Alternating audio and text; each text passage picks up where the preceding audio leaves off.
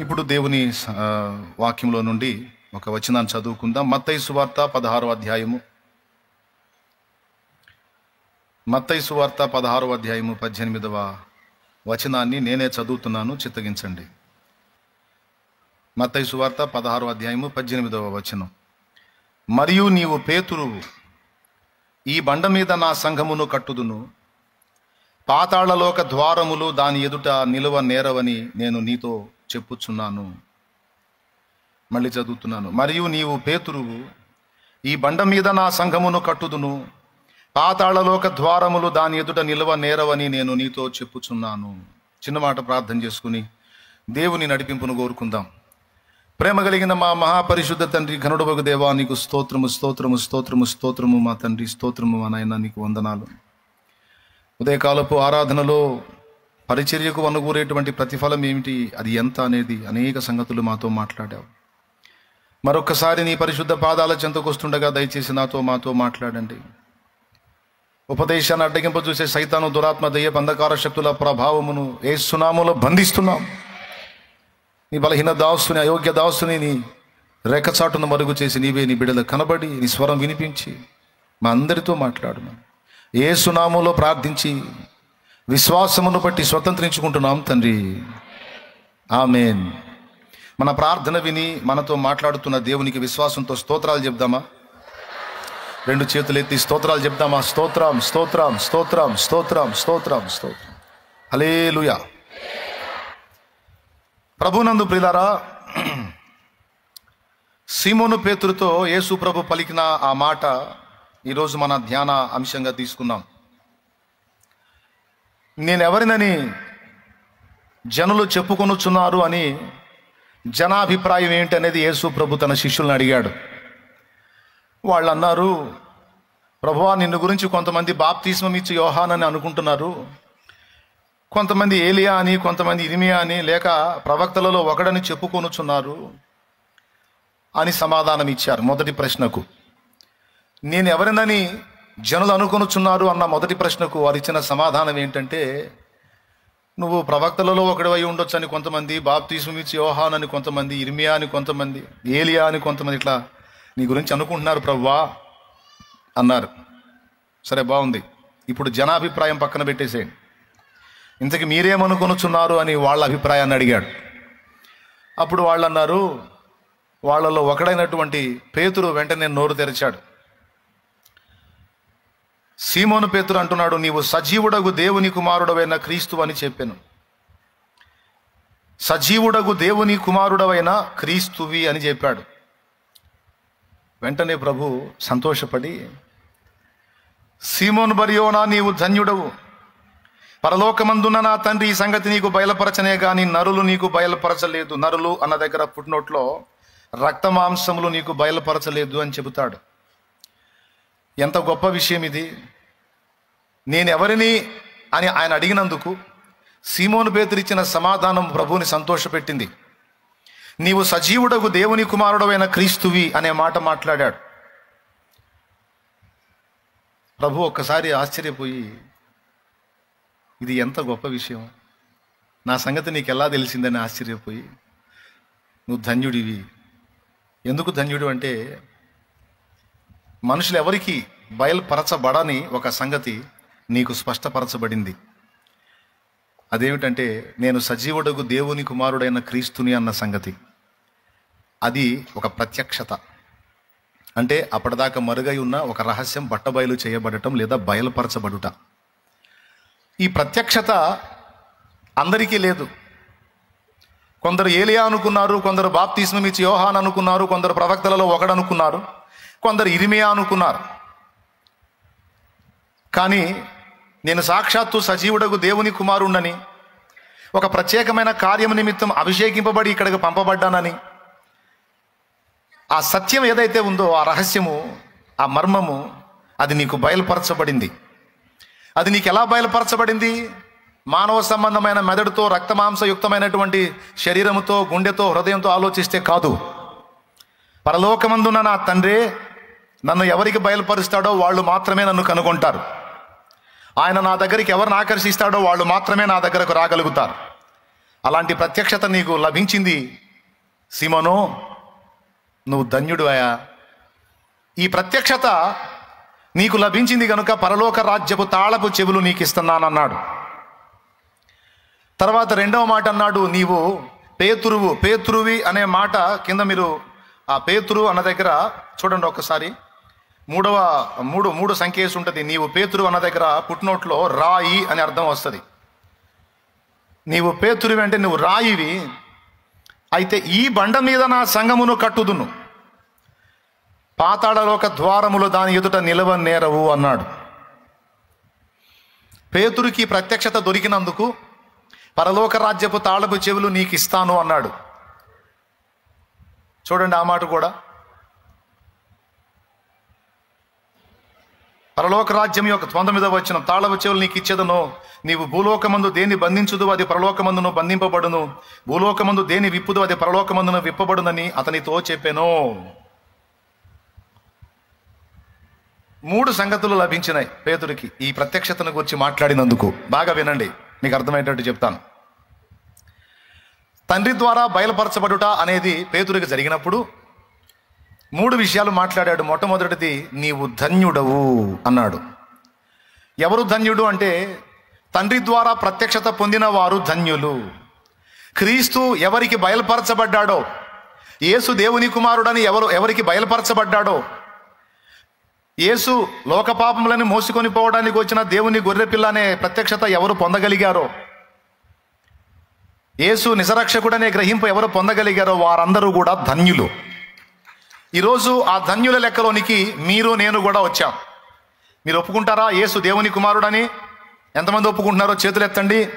నేను 2 చేతులు ఎత్తుతున్నాను. రైట్. ఇప్పుడు ఈ విధమైన సాక్ష్యం మనం ఇచ్చినందున పేతురికి ఇచ్చినటువంటి ధన్యతలు కూడా మనకు లభించాయి. వాటిలో మొట్టమొదటిది ధన్యుడు అనేటువంటి టైటిల్. నిజమే, యేసు ప్రభుని సంపాదించుకోకుండా, యేసు ప్రభుని గుర్తెరగకుండా ఒకడు సర్వలోకమును సంపాదించుకుంటే వానికి ఏం ప్రయోజనం? ఒకడు సర్వలోకమును సంపాదించుకుని తన ప్రాణమును పోగొట్టుకునే వానికి ఏం ప్రయోజనం అని యేసయ్య అన్నాడు. అలాగే ఈ లోకంలో గొప్ప గొప్ప అధికారాలు, పేరు ప్రఖ్యాతులు, ఇహ సంబంధమైనటువంటి భోగాలకు సంబంధించిన సంపదలు ఎన్ని కలిగి ఉన్నా యేసు ఒక్కడిని గుర్తుపట్టకపోతే, యేసు ఒక్కడు మన బ్రతుకుల్లో లేకపోతే మొత్తం శూన్యం, సున్నా. ఎందుకంటే యేసును గుర్తుపట్టనోడు లోకంలో మనుషుల దృష్టిలో ఎంత ధన్యుడైనా దేవుని దృష్టిలో వాడు దరిద్రుడు. యేసు ప్రభుని గుర్తుపట్టనోడు, యేసు ప్రభుని తెలుసుకోనోడు, యేసు ప్రభుని తెలుసుకొని కూడా వదిలిపెట్టినోడు నిష్ఠ దరిద్రుడు. దేవునికి స్తోత్రం. వాడు భౌతికంగా మంచి సౌండ్ అయి ఉండొచ్చు, ఈ లోక భోగాలన్నీ వాడికి ఉండొచ్చు, పేరు ప్రఖ్యాతులు ఉండొచ్చు, వాడు గొప్ప రాజకీయవేత్త అయి ఉండొచ్చు, ఎన్నన్నా కలిగి ఉండొచ్చు, మేడ మిద్దెలు కలిగి ఉండొచ్చు, వందలాది ఎకరాల పొలాలు కలిగి ఉండొచ్చు, సర్వలోకం వాడిదై ఉండొచ్చు గాక. కానీ యేసు ప్రభువుని ఒక్కడిని కలుసుకోపోతే, తెలుసుకోపోతే, గుర్తుపట్టకపోతే, ఆయనను కూర్చిన ప్రత్యక్షత ఒకటి పొందకపోతే వాడు నంబర్ 1 దరిద్రుడే, దరిద్రుడే, దరిద్రుడే. తెలుసుకొని కూడా వదిలిపెట్టినోడు ఇంకా డబల్ నిష్ఠ దరిద్రుడు అనమాట. దరిద్రులు 2 రకాలు ఉంటారు. ఒక రేంజ్ దరిద్రుడు ఉంటాడు, నిష్ఠ దరిద్రుడు ఉంటాడు అనమాట. నిష్ఠ దరిద్రుడు ఎవడంటే తెలుసుకొని కూడా వదిలిపెట్టినోడు నంబర్ 1 నిష్ఠ దరిద్రుడు అనమాట వాడు. ఇక వాడిని ఎవడు బాగు చేయలేడు, దేవుడు కూడా బాగు చేయలేడు వాడిని, అంతే.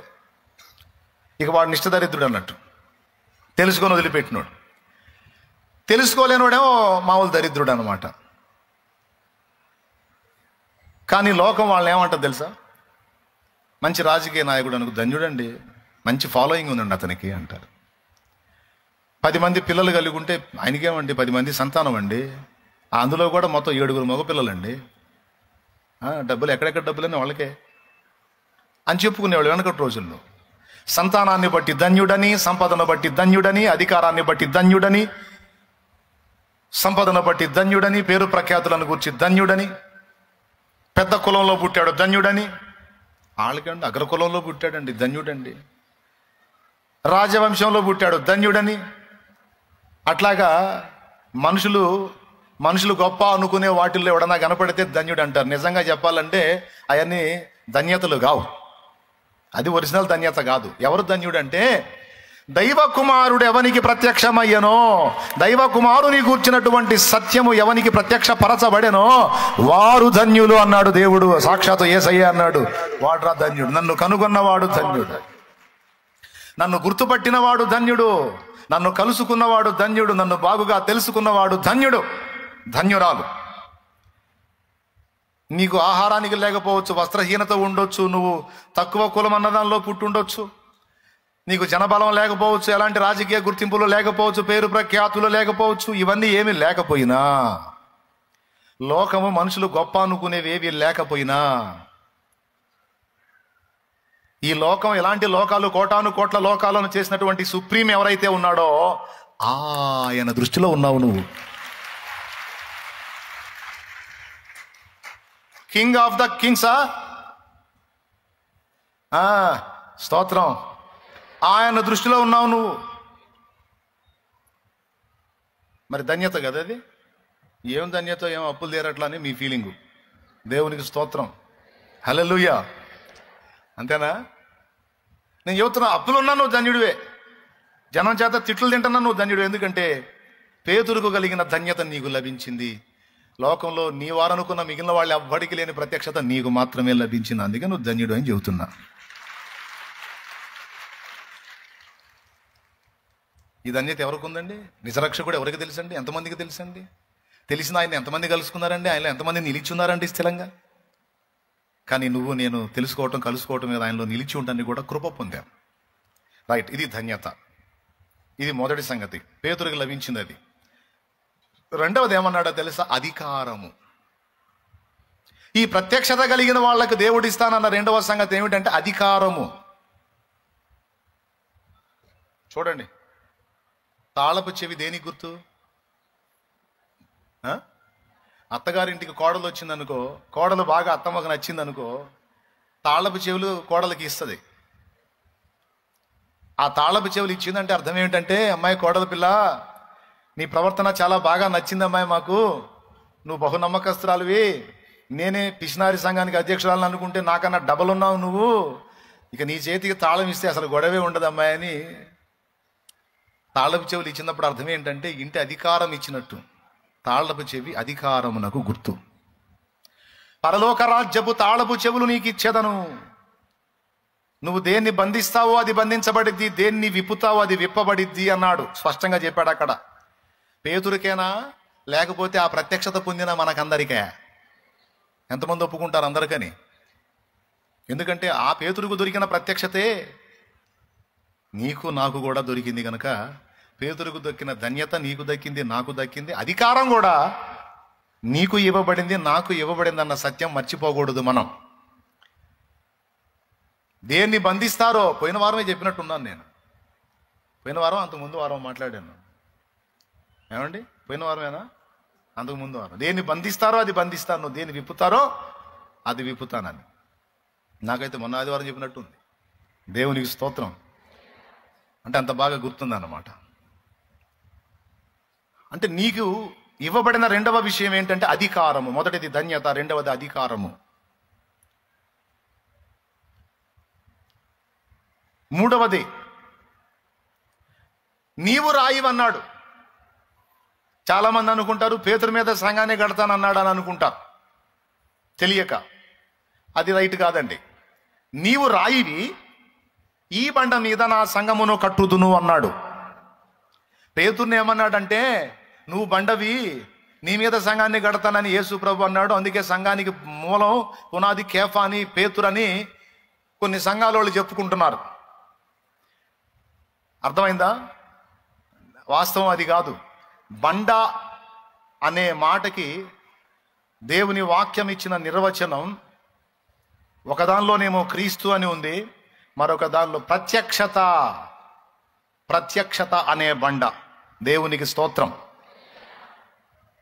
దాన్ని ఏమంటాడంటే బయలుపరచబడుట, ప్రత్యక్షపరచబడుట. అంటే అప్పటిదాకా మరుగై ఉన్నది బయలుపరచబడుట. అది కూడా ఎవరి ద్వారా? తండ్రి చేత బయలుపరచబడుట అనే ప్రత్యక్షత ఏదైతే ఉందో అది, ఆ ప్రత్యక్షతయే సంఘమునకు పునాది. దేవునికి స్తోత్రం కలుగునుగాక. హల్లెలూయా. దాని మీద పేతురు ఒక రాయి. కట్టబడేటువంటి సంఘములో పేతురు ఒక రాయి. అది ఇందాక నేను చదివించాను ఫస్ట్ కోటంలో. పేతురు రాసిన మొదటి పత్రిక 2వ అధ్యాయము రాళ్ళవలె నుండి ఆత్మ సంబంధమైన మందిరముగా కట్టబడుచున్నారు. అది మీరును రాళ్ళు అన్నాడు అక్కాయ్, మీరు రాళ్ళు అన్నాడు. ఇక్కడ మనము రాళ్ళు అయ్యాం. ఎందుకు? ప్రత్యక్షత పొందినందుకు ధన్యులమయ్యాం. 2వ ఆధిక్యత అధికారం పొందాం. 3వ ఆధిక్యత రాళ్లమయ్యాం. దేవునికి స్తోత్రం కలుగును గాక. దేవుని సంఘము, దేవుని మందిరము, సజీవ మందిరము అనేటువంటి ఆ మందిరములో వరుసలో అందరము తలా ఒక రాయి అవుతున్నాం. అందులో పేతురు కూడా ఒక రాయి. పేతురు కూడా నీవు రాయివి అన్నాడు. మరియు నీవు పేతురువు అంటే పుట్టినోట్లో నీవు రాయివి, ఈ బండ మీద నా సంఘమును కట్టుదును, దాని ఎదుట పాతాళలోక ద్వారములు నిలువనేరవు అన్నాడు. బాగా వినాలి. 3 ధన్యతలు పేతురుకు లభించినాయి, ఆయనతో పాటు మనకు కూడా లభించినాయి. ఇప్పుడు మీరు చెప్పొచ్చు ఇక 3 ఏందో. మొట్టమొదటిది ధన్యుడు, ధన్యత. ఆహా నా ధన్యత. ఇంత నీరసంగానా? అరే ఆ పాట పాడిన ఆయన ఇంటే కొడతాడు మొత్తాన్ని.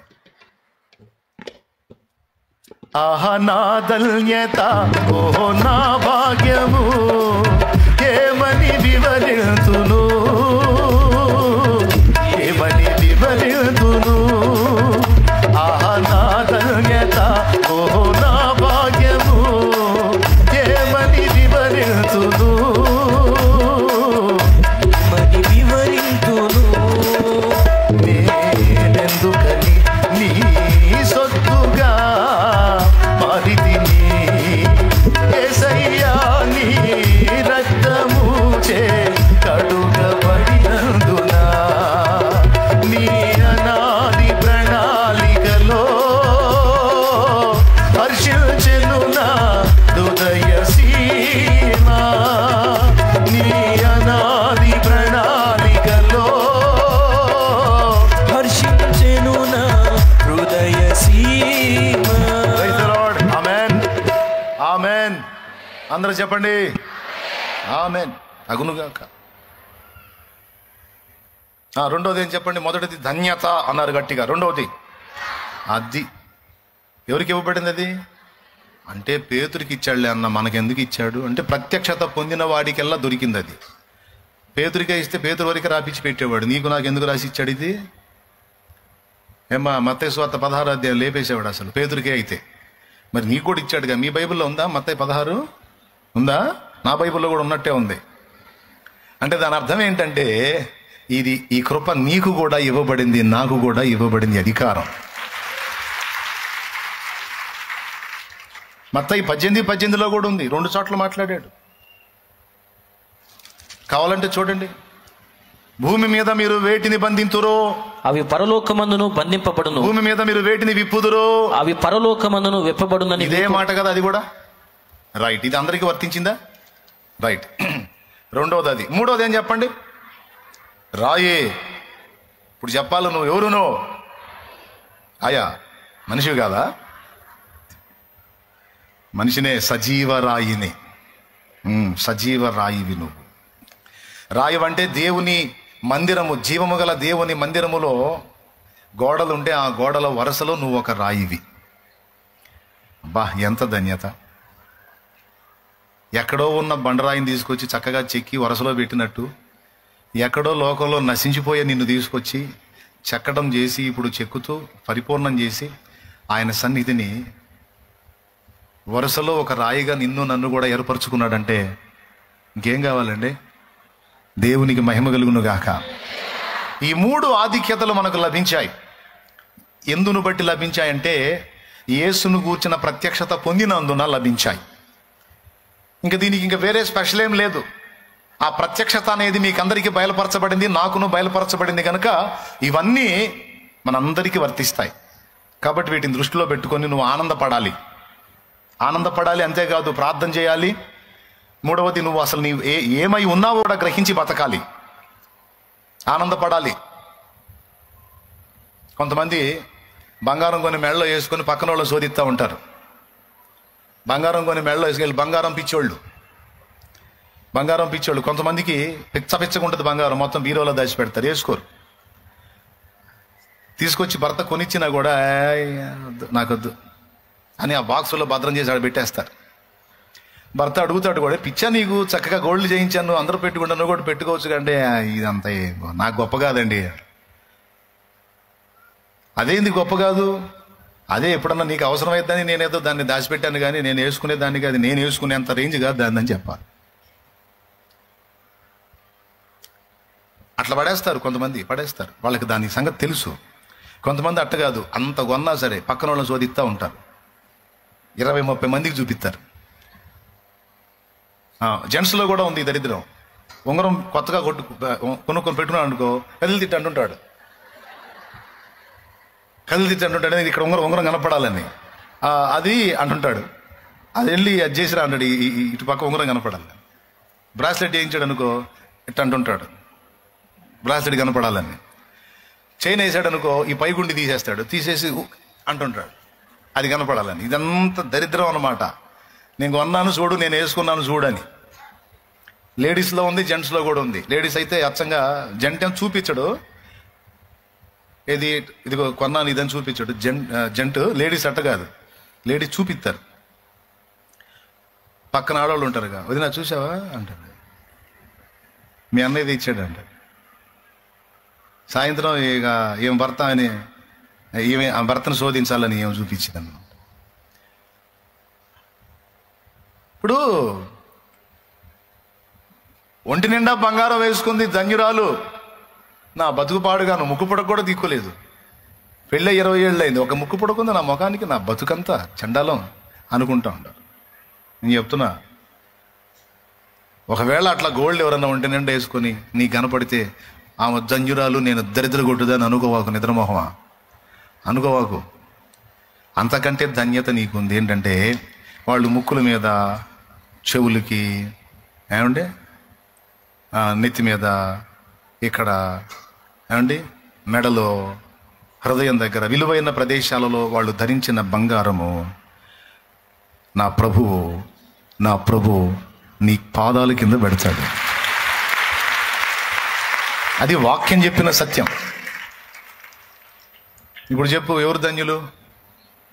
నీ కాళ్ళ కింద నువ్వు నిత్యత్వం అంతా తొక్కుతూ ఉండేది ఈ భూమి మీద వాళ్ళు ముక్కుల మీద, చెవుల మీద, మెడలో, నెత్తి మీద పెట్టుకొని తిరుగుతున్నారు. చూడు మరి, నీ పాద ధూళి అది ఈక్వల్. అంటే ఏం వేసుకొని, నీ పాద ధూళిని వేసుకొని తిరుగుతున్నారు. ఇప్పుడు బంగారం ఉన్నోళ్ళు కనిపించింది, అట్ట అనుకొని ఆనందపడండి. ఎటుగుడి మీ బతుకులుగా లేదుగా, అందుకని అట్ట అనుకొని ఆనందపడండి. అంటే మా బతుకులకి ఎందుకు లేదు? సోది మొహం దానా, ఎందుకు లేదు? మా నాన్న శ్రీమంతుడు,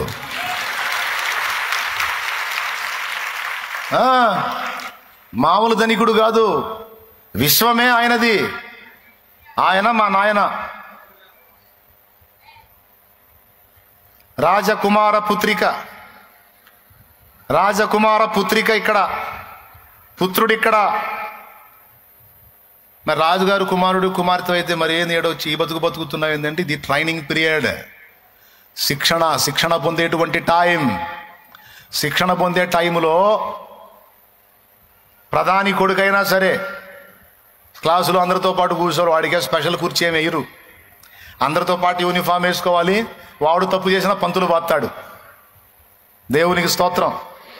ఇంకా చెప్పాలంటే ప్రధాని కొడుకు కాబట్టి ఇంకా డబుల్ కోటింగ్ ఉంటుంది, ఇంకెక్కువ శిక్ష ఉంటుంది. ఎందుకో తెలుసా? అసలే వాళ్ళ నాన్న ప్రధాని, ఏమన్నా వీడు సరిగ్గా చదవకపోతే నన్ను తిడతాడు అని వాడి మీద ఎక్కువ దృష్టి పెడతారు. అట్లాగే ప్రత్యేకమైనటువంటి అనుభవం కోసం, ట్రైనింగ్ కోసం మనం ఈ భూమి మీదకి పంపబడ్డామని ప్రసంగి గ్రంథము 1వ అధ్యాయము 13వ వచనం సాక్ష్యం ఇచ్చింది. కాబట్టి నాకెళ్ళి చూడండి ఉంటదిలే. వారు దీని చేత అభ్యాసము నొందవలెనని దేవుడు మానవులకు ఏర్పాటు చేసిన ప్రయాసము బహు కఠినమైనది అన్నాడు. అభ్యాసం అన్నకడ పుట్టినోట్లో శిక్షణము అని ఉంటుంది, అంటే ట్రైనింగ్ పీరియడ్. ఈ భూమి మీద మానవ జీవితం ట్రైనింగ్ పీరియడ్. ట్రైనింగ్ నేర్చుకోవడానికి, కొన్ని పరీక్షలు రాసి పాస్ అవ్వడానికి మనం ఇక్కడ పంపబడ్డాం.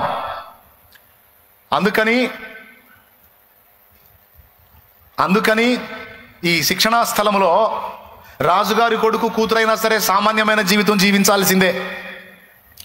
పూర్వపు దినాల్లో గురుకులాలు ఉండేవి. ఏంటివవి?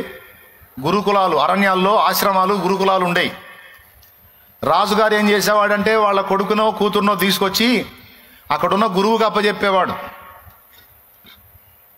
గురువర్య, వీడు మా చిరంజీవి, వీడికి సకల విద్యలను నీవు నేర్పాలి, మా తరువాత మా సింహాసనం ఎక్కి పాలించేది వీడే, గనుక వీడిని సకల విద్యా పారంగతుణ్ణి చేయండి, దానికి తగిన ధనం మేము చెల్లించి మీ మన్నలను అందుకుంటాం, దయచేసి మా వాడికి విద్యలో నేర్పండి అని అప్పచెప్తాడు. వాడు చదువుకు వచ్చిందాకా, అడవిలో ఉన్న గురుకులం ఆశ్రమంలోనికి వచ్చిందాకా, రాజకోటలో ఉన్నప్పుడు వాడు ఇక పట్టిందల్లా నెరవేరాల్సిందే. వాడి చుట్టూ పరిచారకురండ్రు, హంసతూలిక తల్పాలు, వాడు కోరిన తిండి, వాడు ఎప్పుడు ఎక్కడికి పోవాలంటే అక్కడికి తీసుకొని పోవాలి. నన్ను నది వద్దకు తీసుకొని పొండు సైనికులారా అంటే చిత్తం యువరాజా, అటులనే. తీసుకెళ్ళలేదనుకో ఇటు తండ్రి దగ్గరికి పోతాడు, తండ్రి ఈ దుష్ట సైనికులు నా మాట వినట్లేదు అంటే చాలా కోప్పడతాడు. యువరాజు చెప్తే వినరా మీరు అంటాడు. రాజు ఒప్పుకోడు, యువరాజు ఏది చెప్తే జరగాల్సిందే. కాబట్టి వాడిని నదికి తీసుకెళ్ళమంటే నదికి, ఉద్యానవనానికి తీసుకెళ్ళమంటే ఉద్యానవనానికి, ఊళ్ళోకి తీసుకెళ్ళమంటే ఊళ్ళోకి, ఆడికి తీసుకెళ్ళమంటే ఆడికి తీసుకెళ్ళాలి. అది కూడా చుట్టూ ఒక 20-30 మంది సైనికులు. అసలు వాడి భోగం మామూలు భోగం కాదు. పడకెక్కడ హంసతూలిక తల్పం, దాని మీద బొబ్బుంటాడు, మెత్తని పరుపులు. వాడు ఏది కావాలంటే అది చేస్తారు. రాజుగారు కొడుకు మరి కదా. ఎప్పటిదాకా వాడికి ఈ కథలన్నీ, వాడు ఆశ్రమానికి పోనంత వరకే. ఆశ్రమంలోనికి చేర్చబడ్డ తర్వాత తండ్రి ముందే చెబుతాడు, యువరాజా నీవు ఇక్కడ విద్యను అభ్యసించడానికి వచ్చావు నాయన, ఇక్కడ నీకు హంసతూలిక తల్పాలు ఉండవు, నేల పడకలు ఉండాలి, ఇక్కడ కొంచెం కఠోరమైన శ్రమ ఉంటుంది. నాకు కొంచెం బాధగా ఉన్నప్పటికీ నీవు నావలే విద్యలను అభ్యసించాలంటే నీకు ఈ శిక్షణ తప్పదు నాయన. గనుక గురువు గారికి విధేయత చూపి ఆయనకి ఉపచారం చేస్తూ, ఎవరికి? యువరాజు గురువుకి, అడవిలో ఉండేటువంటి వ్యక్తికి ఉపచారం చేస్తూ జాగ్రత్తగా విద్య నేర్చుకుని ఆయన అని అప్పచెప్పిపోతాడు. ఇక వాడి తిండి మారిద్ది, పడక మారిద్ది. చెప్తా, అప్పటిదాకా హంసతూలిక తల్పాల మీద పండుకునేవాడు ఇప్పుడు నేల పడకన ఉండాలి. అప్పటిదాకా కోరిందల్లా తినేవాడు ఇప్పుడు అరణ్యంలో కందమూలాలు తినాలి. ఎందుకు? వాళ్ళయ్యా బేదోడయ్యా, వాళ్ళయ్యా దరిద్రుడయ్యా, వాళ్ళయ్యా అప్పుల పాలై మొత్తం పోగొట్టుకునే కాదు, వాళ్ళయ్యా రాజే, వాళ్ళ ధనాగారంలో సమృద్ధి ఉంది. అయినప్పటికీ వాడు ఇప్పుడు శిక్షణాకాలంలో ఉన్నాడు గనక ఆ ధనము వాడికి ఇవ్వబడదు. మళ్ళీ వాని కోసమే రాజ్యము, ధనము, ధనాగారం మొత్తం భద్రపరచబడేది వాడి కోసమే, కానీ ప్రస్తుతానికి మాత్రం వాడికి ఇవ్వబడదు. అది నీ అప్పుల గోలకున్న అసలు సంగతి. దేవునికి స్తోత్రం, హల్లెలూయా. నీ అప్పుల గోలకి ఎందుకు ముగింపు పలకట్లేదంటే అందుకు. ఈ శిక్షణాకాలం పూర్తయ్యే పర్యంతం మీ నాన్న శ్రీమంతుడే, అయినప్పటికీ నిన్ను పేదరికంలో ఉంచుతాడు, మాట పడే స్థితిలో ఉంచుతాడు, విమర్శ పొందే స్థితిలో ఉంచుతాడు, అవమానం పొందే స్థితిలో ఉంచుతాడు, తృణీకారం పొందే స్థితిలో ఉంచుతాడు. ఇదంతటిని బట్టి నీవు కొన్ని నేర్చుకోవలసినవి ఉన్నవి, కొన్ని ఎగ్జామ్స్లో నువ్వు ఫస్ట్ క్లాస్లో పాస్ అవ్వాల్సినవి ఉన్నాయి కొన్ని. దేవునికి స్తోత్రం కలుగును గాక. ఇప్పుడు వాడికి తిండి మారింది, కోరిందల్లా తినేవాడు ఇప్పుడు అడవిలో ఏం దొరికితే తినాలి. గురువుగారు నాకు ద్రాక్ష పండ్లు తినవలేదని ఉన్నది అన్నాడు అనుకో, వాళ్ళ అయ్య కాదు, ఎవరక్కడ వీనికి ద్రాక్ష పండ్లు తెచ్చి పెట్టుడి అంటానికి. గురువు ఏమంటాడో తెలుసు, ఇక్కడ మాకే లేక సత్తండి, వీడికి ద్రాక్ష పళ్ళు కావాలంటరా, ఒక తనలో దాని తప్పు అంటాడు. ఆ మాట అనొచ్చు, లేదా నీవు ద్రాక్ష పండ్లు కోరినందున ఈ రోజంతా నువ్వు ఏమీ తినరాదు అని కూడా అనవచ్చు. ఇక వాడు ఏది పెడితే తినటానికి లేదు, బాగా ఒళ్ళు పెంచడానికి లేదు, కంటి నిండా నిద్రపోవటానికి లేదు. అక్కడ అనుకో యువరాజు లేచిందాక ఎవరు లేపకూడదు, విసురుతా ఉండాలి. యువరాజు ఇట్టన్నా సరే మళ్ళీ విసరాలి జాగ్రత్తగా. ఇక్కడ అట్ట కాదు, 3ంటికి లేపుతాడు, లే అంటాడు. ఇక్కడ గుర్తింపులు లేవు, సన్మానాలు లేవు, అందరికీ ఏ పిలుపో వాడికి అదే పిలుపు. ఇంకా రాజుగారి కొడుకైనందున వాడికి స్పెషల్ కౌంటర్ ఉంటుంది. ఎప్పుడు ఏ సావునైనా లేపొచ్చు. లేపి వెళ్ళి నా వస్త్రములు శుభ్రపరచునైనా అని గురువు చెప్పొచ్చు. గురువర్య వస్త్రములు ఉతుకుట అనగా ఎట్లు? నేను చూపించేదను రమ్ము ఒకసారి చూపిస్తాడు, ఈ విధముగా వీటిని శుభ్రపరచవలెను, అటులనే గురువరి. ఇక వాడు అక్కడ ఉన్నంత వరకు ఉతకాల్సిందే. చీచి, నేను వస్త్రములు శుభ్రపరచుట ఏమి అనుటకు వీలు లేదు. అర్థమైందా? అన్నచో వాడు ఎక్కడికి పంపబడతాడు? ఇంటికి పంపబడతాడు. ఇంటికి పంపినచో తండ్రి ఏమి చేయును? 4 తన్ని మళ్ళా పంపును. దేవునికి స్తోత్రం. దరిద్రుడా, నా గడుపున చెడ పుట్టావు, ఇంత రోషం పరాక్రమ శౌర్యం కలిగిన నా గడుపున వెధవ పుట్టా, వెధవన్నర వెధవ, పోయి నేర్చుకో, లేకపోతే అక్కడే చావు, రావద్దంటాడు. ఎందుకంటే మరి రాజుగారు కొడుకు రాజుగానే ఉండాలి, వెధవలాగుంటెట్ట. కాబట్టి సోదరి సోదరులారా, ఇది మనకి శిక్షణా కాలము, ట్రైనింగ్ పీరియడ్. కాబట్టి మీ నాన్న మా నాన్న శ్రీమంతుడైనప్పటికీ అష్టభోగాలు అందనీయాడు ఇక్కడ. అర్థమైందా? మనం పొందాల్సినటువంటి అనుభవ జ్ఞానం పొందిన తరువాత, మనం పొందాల్సినటువంటి శిక్షణ పూర్తయిన తరువాత, మనం పాస్ అవ్వాల్సినటువంటి ఎగ్జామ్స్ పాస్ అయిన తర్వాత, ఇక నువ్వు ఏది చెబితే తింటాడు ఆయన. ఏది చెబితే తింటాడు. ఎలీషా మెట్లోకి వచ్చాడు. యెహోవా వీళ్ళని అంధత్వంతో మొత్తవా అన్నాడు. ఆ సైన్యం మొత్తం గుడ్డోళ్ళు అయిపోయారు. ఏలియా వెళ్ళాడు ఆ మెట్టుకి. నేనే దైవజనుడిని అయితే నిన్ను నీ 50 మందిని ఆకాశం నుండి అగ్ని దిగి ఇప్పుడే దహించుగాక అంటే రెప్పపాట్లో అగ్ని కురిసింది వాళ్ళ మీద. ఆవంతనం మొత్తం 51 మంది బూడిద కుప్పలైపోయారు.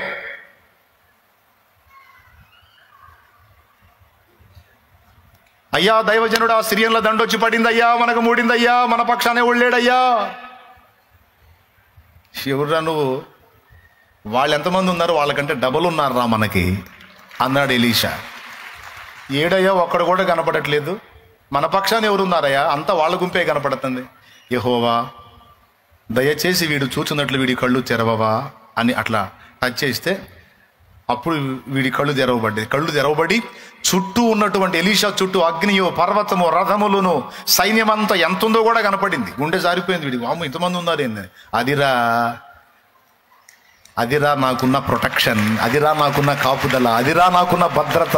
ఇచ్చోడా, దేవునికి స్తోత్రం కలుగును గాక. ఈ రోజున నేను చెప్తున్న ఈ మాట నగ్న సత్యం, పచ్చి నిజం. నువ్వు నమ్మినా నమ్మకపోయినా ఇది వాస్తవం.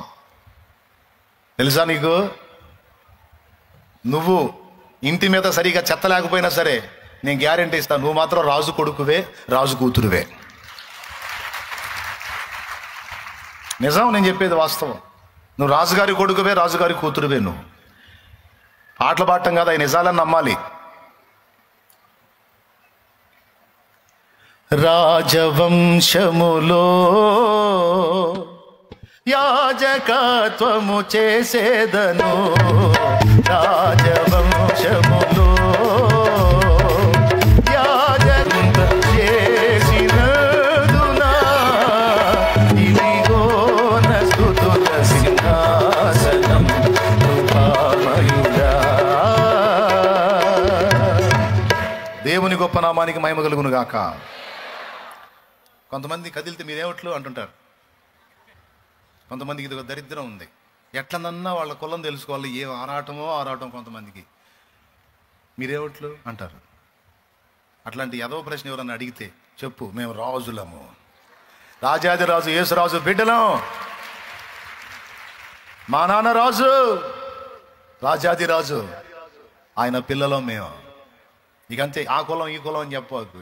ఏమిట్లు మీరంటే రాజాది రాజు పిల్లలం, మా కులం యాజకులం, మేము రాజులం, రాజవంశము. అది ఇలాలే. ఓ ఏమి రాగం తీస్తున్నారండి. దేవునికి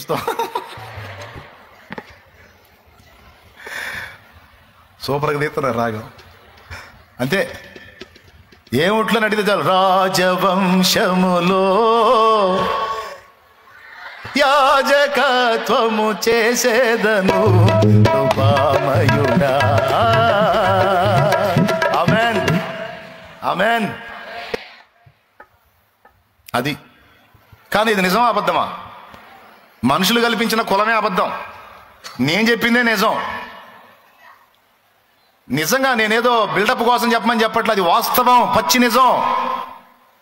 నీలోనికి వచ్చినటువంటి జీవాత్మ ఎవరి ఊపిరి ద్వారా వచ్చింది? ఆయన ఎవరు? అసలు ఈ విశ్వానికే చక్రవర్తి ఆయన. అసలు టోటల్ విశ్వానికే చక్రవర్తి అయినా ఆయనలో ఉన్న జీవవాయువు నీలోనికి వచ్చింది. ఒక బెలూన్ తీసుకొని కొన్ని గాలి ఊదాను, అందులో గాలి వచ్చిద్దా రాదా? బెలూన్లో ఊదితే గాలి వచ్చిద్దా రాదా? బోరండి, బోర్లో ఊదితే గాలి వచ్చిద్దా రాదా? అందులో గాలి ఉంటుందా ఉండదా? అది ఎవరిది? ఎవరు ఊదితే వాళ్ళది. ఓకేనా? నువ్వు ఊదితే నీది, నేను ఊదితే. ఇప్పుడు మనందరం బోర్లో అనుకోండి, మనలో ఊదాడు ఒక ఆయన. కొన్ని ఎవరైనా దేవుడైన యెహోవా నేల మంటి నుండి నరుని నిర్మించి వాని నాసికారంధ్రంలో జీవవాయువును బోధగా నరుడు. ఇప్పుడు మనలో ఆడుతున్న ఈ వాయువు ఎవరిదండి?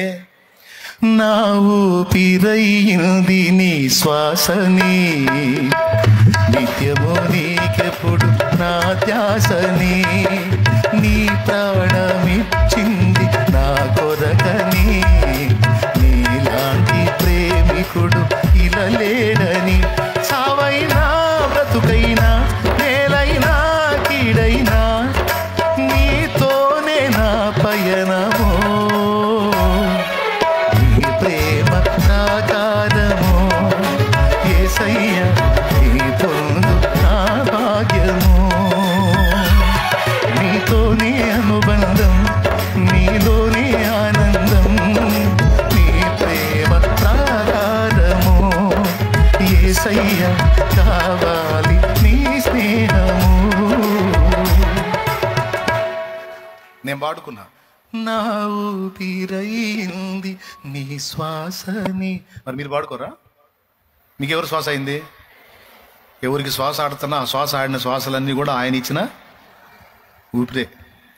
ఇప్పుడు ఒరిజినల్గా చెప్పండి, మనం ఎవరి పిల్లలు? ఆత్మీయంగా చూసుకున్న ఆయన పిల్లలమే, శారీరకంగా చూసుకున్నా కూడా ఆయన పిల్లలమే. కులం అంతా ఇళ్ళు కల్పించింది ఇక్కడ చెత్త వ్యవహారం. ఏమండి? ఇప్పుడు కులం అనేది అందరికీ వర్తించాలిగా. జస్ట్ ఇండియా వాళ్ళకేనా కులం? ఇక్కడ ఇన్ని రకాల కులాలు కల్పించి, మరి చైనా వాడిది ఏం కులం? జపాన్ వాడిది ఏం కులాలండి? వాళ్ళే ఇక్కడ ఇంతమందికి ఇన్ని కులాలు కల్పించారు. మరి ఇతర దేశాల్లో వాళ్ళ అమెరికా వాడిది ఏం కులం? వాళ్ళ కులం లేదా? వాళ్ళు కూడా కోట్ల మంది ప్రజలు ఉన్నారుగా, వాళ్ళు ఏం కులాలు? ఇండియాలో పెట్టారు బాగా కులగజ్జి, బాగా గీక్కొండ్రా అని. మాది పెద్ద కులం, మాది పెద్ద కులం, గీకుతానే ఉండండి రా, గాయాలైందా గీక్కొండ్రా, బాగా గీక్కొండ్రా. ఇప్పుడు పల్లెటూళ్ళకి పట్టణాలకి మొత్తానికి పిచ్చివాడికి బాగా ఎక్కిచ్చారు. ఎక్కడ నిజమా అది? మరి అట్లయితే ఏ కులానికి ఆ కులం బ్లడ్ గ్రూపులు సపరేట్గా ఉండాలిగా. మరి అగ్రకులం మాది అగ్రకులం అన్నాడు పోయి ఎవరు బ్లడ్ తెచ్చుకుంటున్నాడు? బ్లడ్ బ్యాంక్కి పోయి ఎవడు బ్లడ్ తెచ్చుకుంటున్నాడు అండి? అగ్రకులస్తుడు బ్లడ్ బ్యాంక్కి పోయి మాది ఫలానా క్యాస్ట్ అంటే ఇస్తారా? గ్రూపు చెప్పరా, నిద్రమోహవాడు అంటారు. గ్రూపు చెప్పురా, గ్రూపు చెప్పు. ఓ పాజిటివా, ఏ పాజిటివా, ఓ నెగిటివా, ఏ నెగిటివా, ఏంటిది? ఎక్కడ కూడా వచ్చి నీ కులం కుళ్ళు చేస్తాయో ఎక్కడ కూడా తీసుకొచ్చి కులం దరిద్రుడా అంటారు. కాబట్టి ఇదంతా మనుష్య కల్పితం, అబద్ధం. మరి చూడండి, అగ్రకులపోటి రక్తము తక్కువ కులం అన్నోడు రక్తం ఇద్దరు బ్లడ్ కలుస్తుంది. ఓ పాజిటివ్ బ్లడ్ గ్రూప్ ఎంతమందో చేతులు ఎత్తండి. నాది ఓ పాజిటివ్ అన్నోడు చేతులు ఎత్తండి. ఇది అందరూ ఒకే కులం వెళ్ళదే. జనం చెప్పిన ప్రకారం రకరకాల కులాలు. మరి చూడండి, అందరి బ్లడ్ గ్రూప్ కలిసిందిగా, అందరిది ఓ పాజిటివ్ అంటే అందరికి రక్త సంబంధం ఉందనా లేదనా? మరి మైండ్ బాగున్నోడు నా మాట అంగీకరించాలి సచ్చినట్టు. మొదలత బిళ్ళలు మింగేవాడు అంగీకరించడు. దేవునికి స్తోత్రం, హల్లెలూయా చెప్పండి గట్టిగా. ఏ బిళ్ళలో? టౌన్లో కావుంది డాక్టర్ మధులత గారు. ఆ బిళ్ళలు మింగి అంటే మెంటల్ వాళ్ళకి వేస్తుంది. ఆ బిళ్ళలు మింగేవాడు ఒప్పుకోడు. తర్వాత తాగుతాలే. దేవునికి స్తోత్రం, నవ్వుతుంది. ఏ పాజిటివ్ వాళ్ళు చేతులు ఎత్తండి. ఏ పాజిటివ్ బ్లడ్ గ్రూప్ వాళ్ళు చేతులు ఎత్తండి. సరిగా చేతులు ఎత్తండి. మరి నాది కూడా అదే. ఏ పాజిటివ్, మనం రక్త సంబంధికులం. దేవునికి స్తోత్రం కలుగును గాక. హల్లెలూయా. మనమంతా దేవుని పిల్లలం,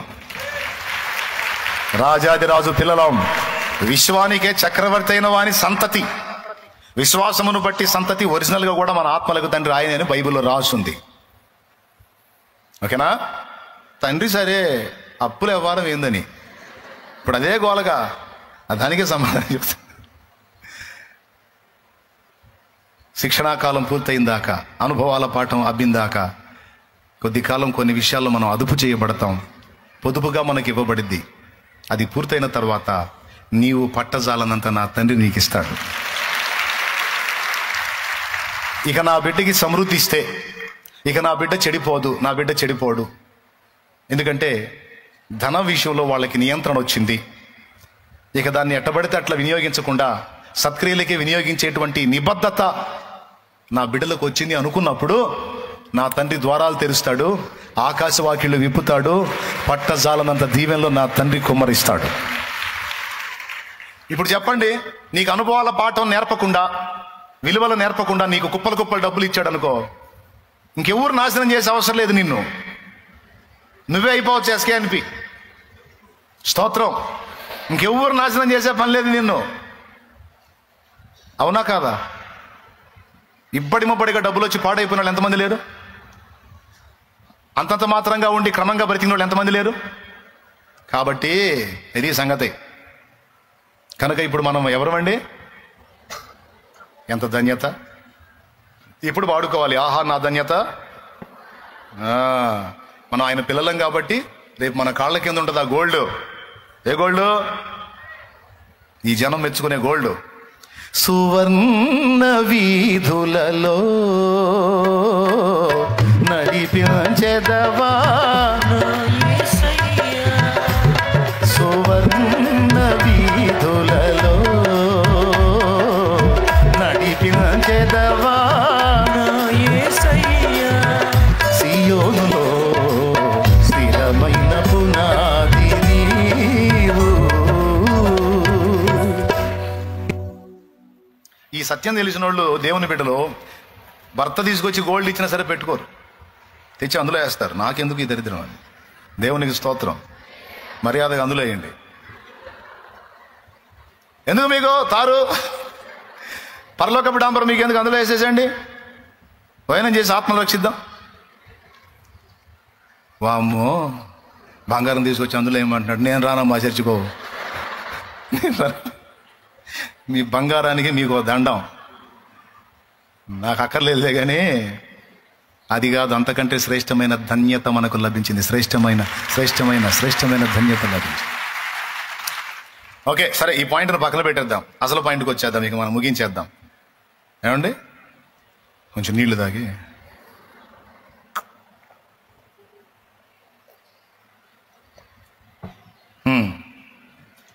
మీరు చెప్పండి, 3 ఆధిక్యతలు ఏంటి? నెంబర్ 1, ఇక దాన్ని ఆ ధన్యత ఒక్కదాన్ని వర్ణించుకుంటే సరిపోద్ది. ఇక మనకి ఆయన నేను చెప్పాలనుకుంది అది కాదు, అందుకని.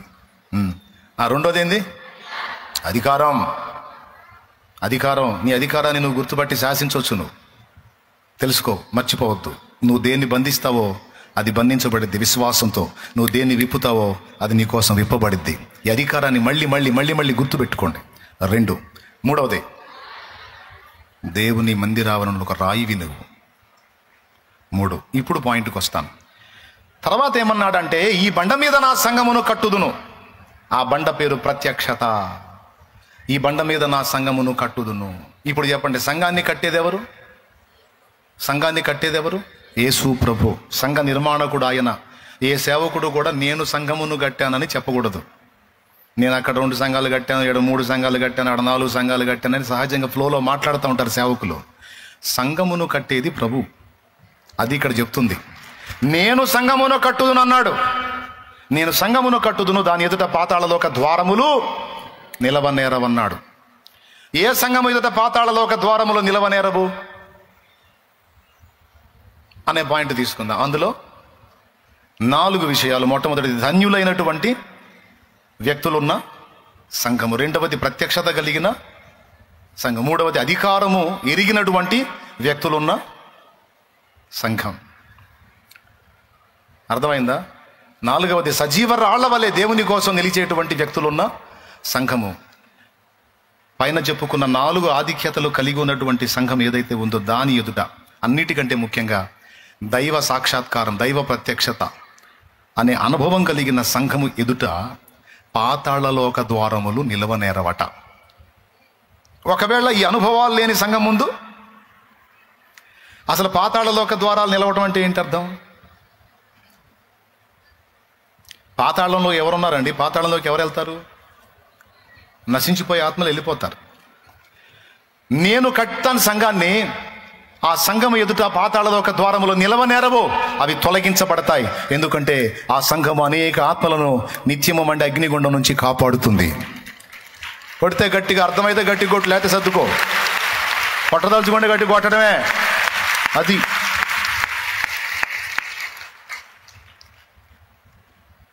దేవుడు తాను సంఘాన్ని కడతానన్నాడు. ఆ కట్టిన సంఘము, ప్రభువు కట్టిన సంఘం ఎదుట పాతాళలోక ద్వారములు తొలగించబడతాయి. ఇక వాటికి పని ఉండదు. ఎందుకంటే ఆత్మలు అందులోకి పోరు. ఆత్మలన్నీ ఈ సంఘ ద్వారంలోనికి ప్రవేశిస్తారు. అలాంటి సంఘాన్ని నేను కడతాను అని నా ప్రభు మాట్లాడాడు.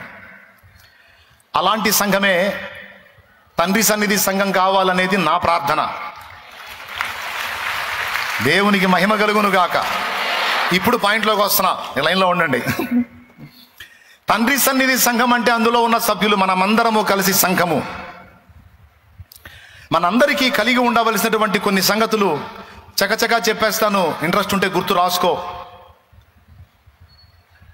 ఏ సంఘము ఎదుట పాతాళలోక ద్వారములు నిలవనేరవన్నాడు? నంబర్ 1, తండ్రి చేత బయలుపరచబడుట, తండ్రి చేత ప్రత్యక్షపరచబడుట అనే అనుభవం కలిగినటువంటి వ్యక్తులు ఏ సంఘములో ఉంటారో ఆ సంఘం ముందు పాతాళలోక ద్వారములు నిలవనేరవు.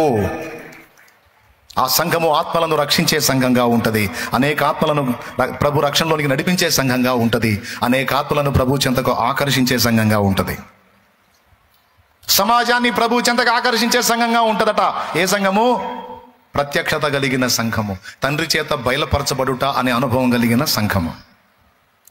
ఈరోజు మీలో అనేకులు జూనియర్స్ ఉన్నారు, సీనియర్స్ ఉన్నారు. కొంతమందికి ఆ ప్రత్యక్షత అందింది. ఆ ప్రత్యక్షతను బట్టి ఈ సహవాసంలో చేర్చబడ్డారు.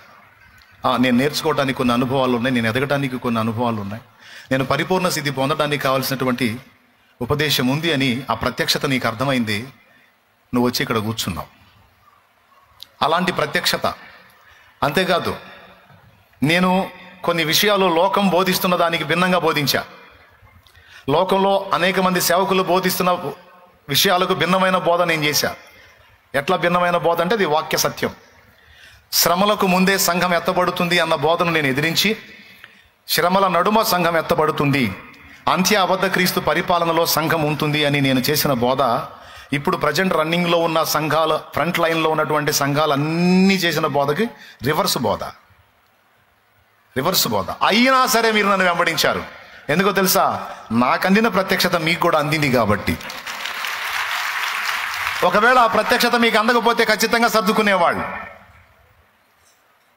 కానీ ఆ ప్రత్యక్షత మీకు అందింది కనుక మీరు నన్ను వెంబడించడం మొదలు పెట్టారు. ఇలాగ ఈ ఒక్క విషయమే కాదు, నేను అందించిన చాలా సందేశాల్లో చాలా సంగతులు, దేవుడు బయలుపరిచినటువంటి ప్రత్యక్షతలు నీకు కూడా అందినాయి కాబట్టి నువ్వు నన్ను వెంబడించడం మొదలు పెట్టావు. నేను అంటున్నాను ఏంటంటే, సార్వత్రిక సంఘమంతా కూడా అలా ప్రత్యక్షత పొంది తండ్రి అయిన దేవుని చేత బయలుపరచబడుట అనే అనుభవం పొందిన సంఘమై ఉండాలనేది నా తండ్రి చిత్తము, నా ప్రభు చిత్తము. సరే, క్రమక్రమంగా అందరు దారిలోకి వస్తారు. ఇప్పటికే కొంతమంది వచ్చారు. ఒకప్పుడు చిలకరింపు బాప్తీసం ఇచ్చే సంఘాలు కొన్ని ఇప్పుడు ముంచట బాప్తీసం ఇవ్వటం మొదలుపెట్టాయి. అంటే సిద్ధాంతపరమైన దిద్దుబాట్లు జరుగుతున్నాయి.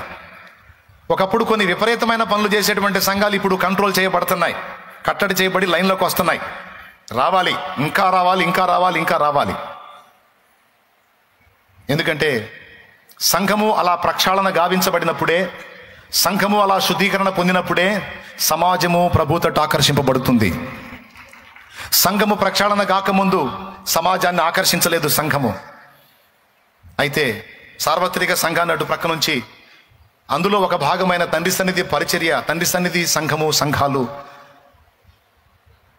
ప్రత్యక్షత కలిగిన సంఘాలుగా, పాతాళలోక ద్వారములు దాని ఎదుట నిలవలేకుండా తరిమి వేయబడే సంఘాలుగా, తరిమి కొట్టేటువంటి సంఘాలుగా తండ్రి సన్నిధి సంఘాలు, సహవాసము కొనసాగాలి అనేది నా ఆశ, ఆకాంక్ష, నా దేవుని చిత్తం. సువార్త సత్యము పునాదులతో సహా వేయటం జరిగింది. అంతేకాదు సత్యదర్శనం పుస్తకం రూపంలో మీకు అందరికీ అందించడం జరిగింది. క్లియర్గా తెలుసు మీకు.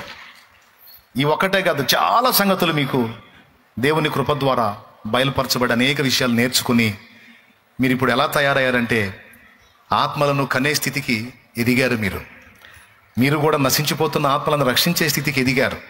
నేను నా తండ్రి ముందు ఎన్నోసార్లు ప్రార్థించాను. సంఘము ఆరంభించినప్పుడు, పరిచర్య కొద్దిలో ఉన్నప్పుడు నేను మోకాళ్ళు నీ కన్నీళ్లు విడిచి నేను చేసిన ప్రార్థనలో ఒక ప్రార్థన ఏమిటంటే, తండ్రి, నేను నా సంఘమును కట్టుదును, పాతాళలోక ద్వారములు దాని ఎదుట నిలవనేరవన్నావే, అలాంటి సంఘాన్ని కట్టు ప్రభువా అని ప్రార్థించాను. అలాంటి సంఘాన్ని కట్టు ప్రభువా, ఆత్మలను రక్షించే సంఘాన్ని నువ్వు కట్టు ప్రభువా అని ప్రార్థించాను.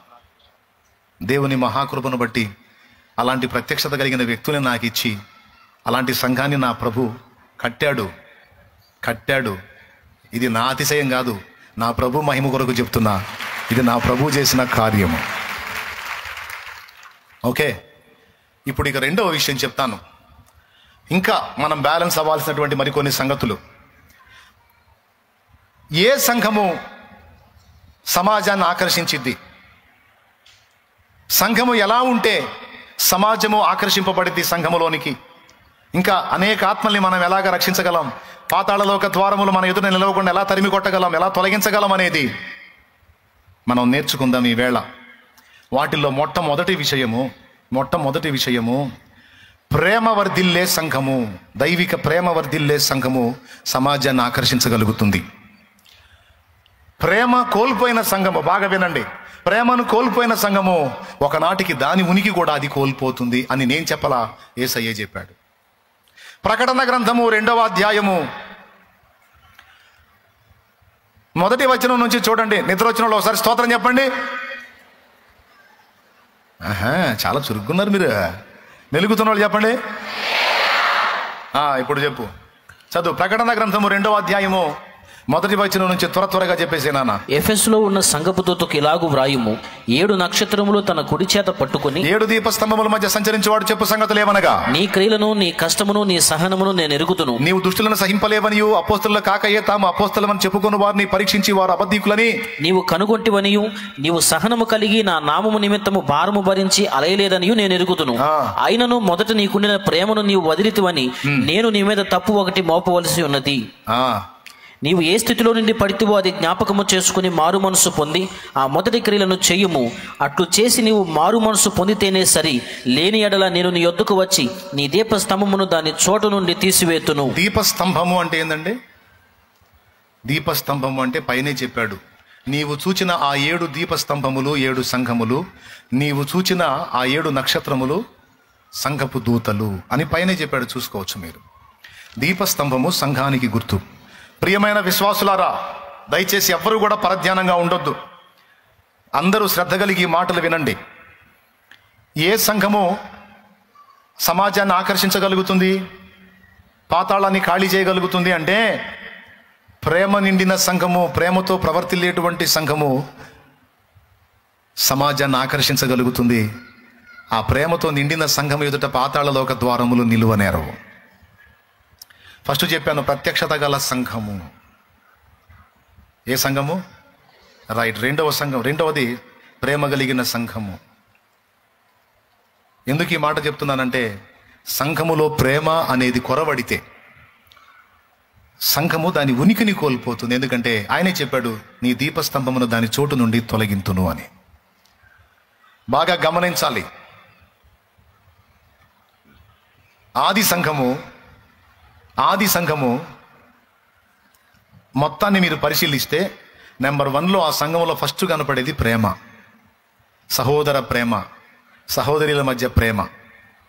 లేఖనం ఎన్నిసార్లు చెప్పిందో, ప్రేమ కలిగి ఉండుటకు ప్రయాసపడుడి అని ఒక చోట, సహోదర ప్రేమ నిలవరముగా ఉండనియండి. 1 కొరింథీ పత్రిక 14లోనేమో ప్రేమ కలిగి ఉంటానికి 14:1 ప్రేమ కలిగి ఉంటానికి ప్రయాసపడండి అన్నాడు. హెబ్రీ పత్రిక 13:1 సహోదర ప్రేమ నిలవరముగా ఉండనీయుడి. హెబ్రీ 13:1 ప్రేమ ఎంత కీలకమో, ప్రేమ ఎంత ప్రాముఖ్యమో ఇక్కడ మాట్లాడాడు. అందరూ వినాలి, ఎవరికోళ్ళు పరీక్ష చేసుకోవాలి. సంఘము అంటే మనందరం కలిస్తేనే సంఘం. ఇందులో ప్రతి ఒక్కరూ వ్యక్తిగతంగా పరీక్ష చేసుకోవాలి. నిజంగా నేను ప్రేమను కలిగి ఉన్నానా? దేవుడు ఆశించిన ప్రేమ నాలో ఉందా? లేకపోతే నేను ప్రేమించే విషయంలో ఏమైనా కోల్పోతున్నానా, కొరవడుతున్నానా? సహోదర ప్రేమ నాలో ఉందా, అది కోల్పోయానా అనే పరీక్ష నువ్వు చేసుకోవాలని ఖచ్చితంగా దేవుడు మాట్లాడుతున్నాడు. ప్రేమను కోల్పోయినప్పుడు నీకు ఎఫెక్టు, సంఘానికి కూడా ఎఫెక్ట్. అదే ప్రేమను నువ్వు కలిగి ఉంటే నీకు దీవెన, అది నీవు వెంబడించే సంఘానికి కూడా దీవెన. నువ్వు ప్రేమ కలిగిన వ్యక్తివైతే నీకు మేలు, నీ వెంబడించే సంఘానికి కూడా మేలు. అలా ప్రేమను కొరవడిందంటే, ప్రేమ కోల్పోయామంటే సంఘం ఉనికి కోల్పోతుంది. మనం పాతాళ లోక ద్వారములను తొలగించే వారంగా కాదు, వాటిని మనమే నిలబెట్టే వారంగా తయారవుతాం. కానీ కొన్ని సంఘాల్లో మనం గమనించవచ్చు, ప్రేమ లేని సంఘాలుగా కొన్ని సంఘాలు ఉన్నాయి. కానీ మనం అలా ఉండొద్దు, మనం దిద్దుబాటు చేసుకుందాం. మన మాటలు వినే బిడ్డలు కూడా దిద్దుబాటు చేసుకొని ప్రేమ కలిగి ప్రవర్తించాలని నేను ఆశిస్తా ఉన్నాను. ఆమేన్. ప్రేమ గురించి ఎన్ని మాటలు చెప్పాడో తెలుసా? మనుషుల భాషలతోనూ దేవదూతల భాషలతోనూ నేను మాట్లాడినను, కొండలను పెకలింపగలిగిన పరిపూర్ణ విశ్వాసము గలవాడనైనను, ప్రేమ లేని వాడనైతే మ్రోగెడు కంచును గణగణదాడు తాళమునై ఉందును అన్నాడు. ప్రేమ లేని వాడినైతే మ్రోగెడు కంచు గణగణదాడు తాళం అంటే ఒట్టి తాళం, ఒట్టి గొడవ తప్ప ఏమీ ఉండదురా బాబు అని అర్థం. అందుకే ప్రేమ చాలా ప్రాముఖ్యం అన్నాడు. ప్రతి హృదయము తను దేవుని ప్రేమతో నిండి ఉన్నారో లేదో పరీక్ష చేసుకోవాల్సిన అవసరత ఎంతైనా ఉంది. అలాంటి ప్రేమ కలిగిన వ్యక్తులు ఏ సంఘంలో ఉంటారో, ఏ సహవాసంలో ఉంటారో, ఆ సంఘములో రక్షింపబడుతున్న ఆత్మలు రోజు చేర్చబడుతూనే ఉంటారు. ఆ సంఘం ఎదుట పాతాళ లోక ద్వారములు ఉండవు. దేవుడు కట్టే సంఘములో నంబర్ 1లో ఉండేది ప్రేమ. ఇందాక నేను చెప్పిన మాట 1 కొరింథీ పత్రిక 13వ అధ్యాయం 1వ వచనం నుంచి కిందికి చదివితే నీట్గా రాసుంటుంది ప్రేమ యొక్క ఆధిక్యతను గురించి. యేసు ప్రభు అన్నాడు, ఒక్కసారి మీరు యోహాను సువార్త తీసుకోండి. యోహాను సువార్త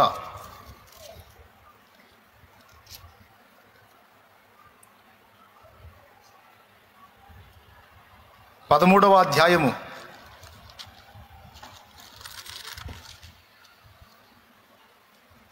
23వ వచనం చూడండి.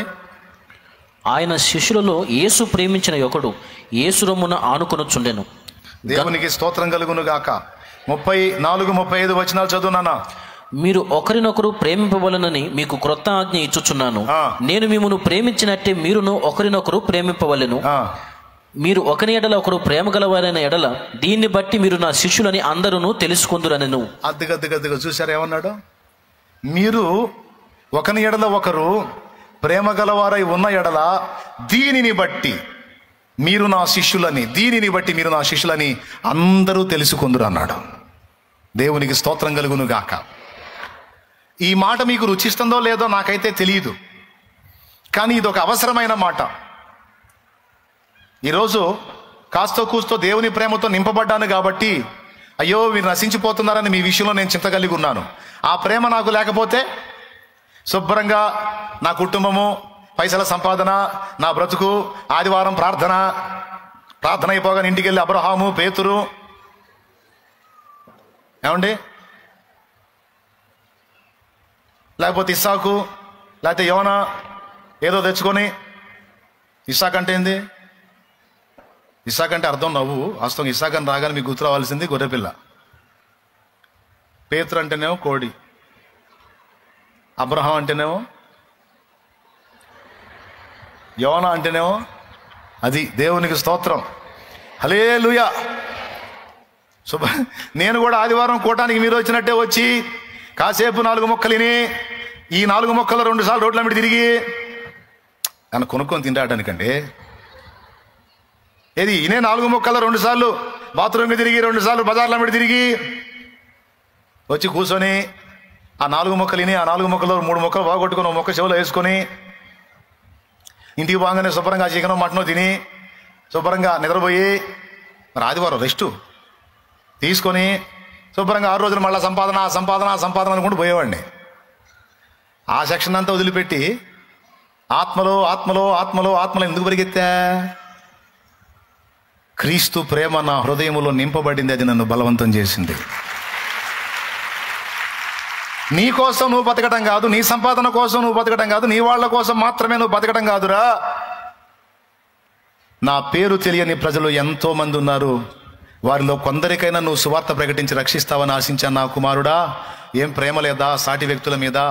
ఎవరో నిన్ను ప్రేమించి నీకు సువార్త చెప్తే విని మారు మనసు పొంది రక్షణ పొందావు. మరి ఎవరి ప్రేమ నువ్వు పొందుకున్నప్పుడు నీ ప్రేమ కూడా పక్కాళ్ళకు చూపించాలి కదరా. ఇది ఎక్కడ అన్యాయంరా? ఎవరో ప్రేమ చూపించి నీకు సువార్త చెప్తే నువ్వు పొందుకున్నావు, నీవేమో ఇతరులకు ప్రేమ చూపని అంటున్నావు. ఇది ఎట్లా న్యాయంరా?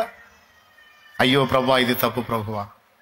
అట్లయితే నేను ప్రేమ కలిగి ఉంటాను. ప్రేమ కలిగి ఉంటే సువార్త చెప్పురా. మరి సువార్త చెప్పటం మొదలు పెట్టాను, దేవుని పరిచర్య ఇవ్వటం మొదలు పెట్టాడు, దేవుని పని చేయటం మొదలు పెట్టాను. ఆ రోజు నుంచి ఈ రోజు దాకా అదే పనిలో కొనసాగుతా ఉన్నాను. చేసే పని, సంపాదన అన్ని పక్కన పెట్టి, అన్ని వదిలిపెట్టి, ఆస్తుల సంపాదనని నీళ్లలో కలిపేసి ఆత్మల సంపాదన మీద పడ్డా.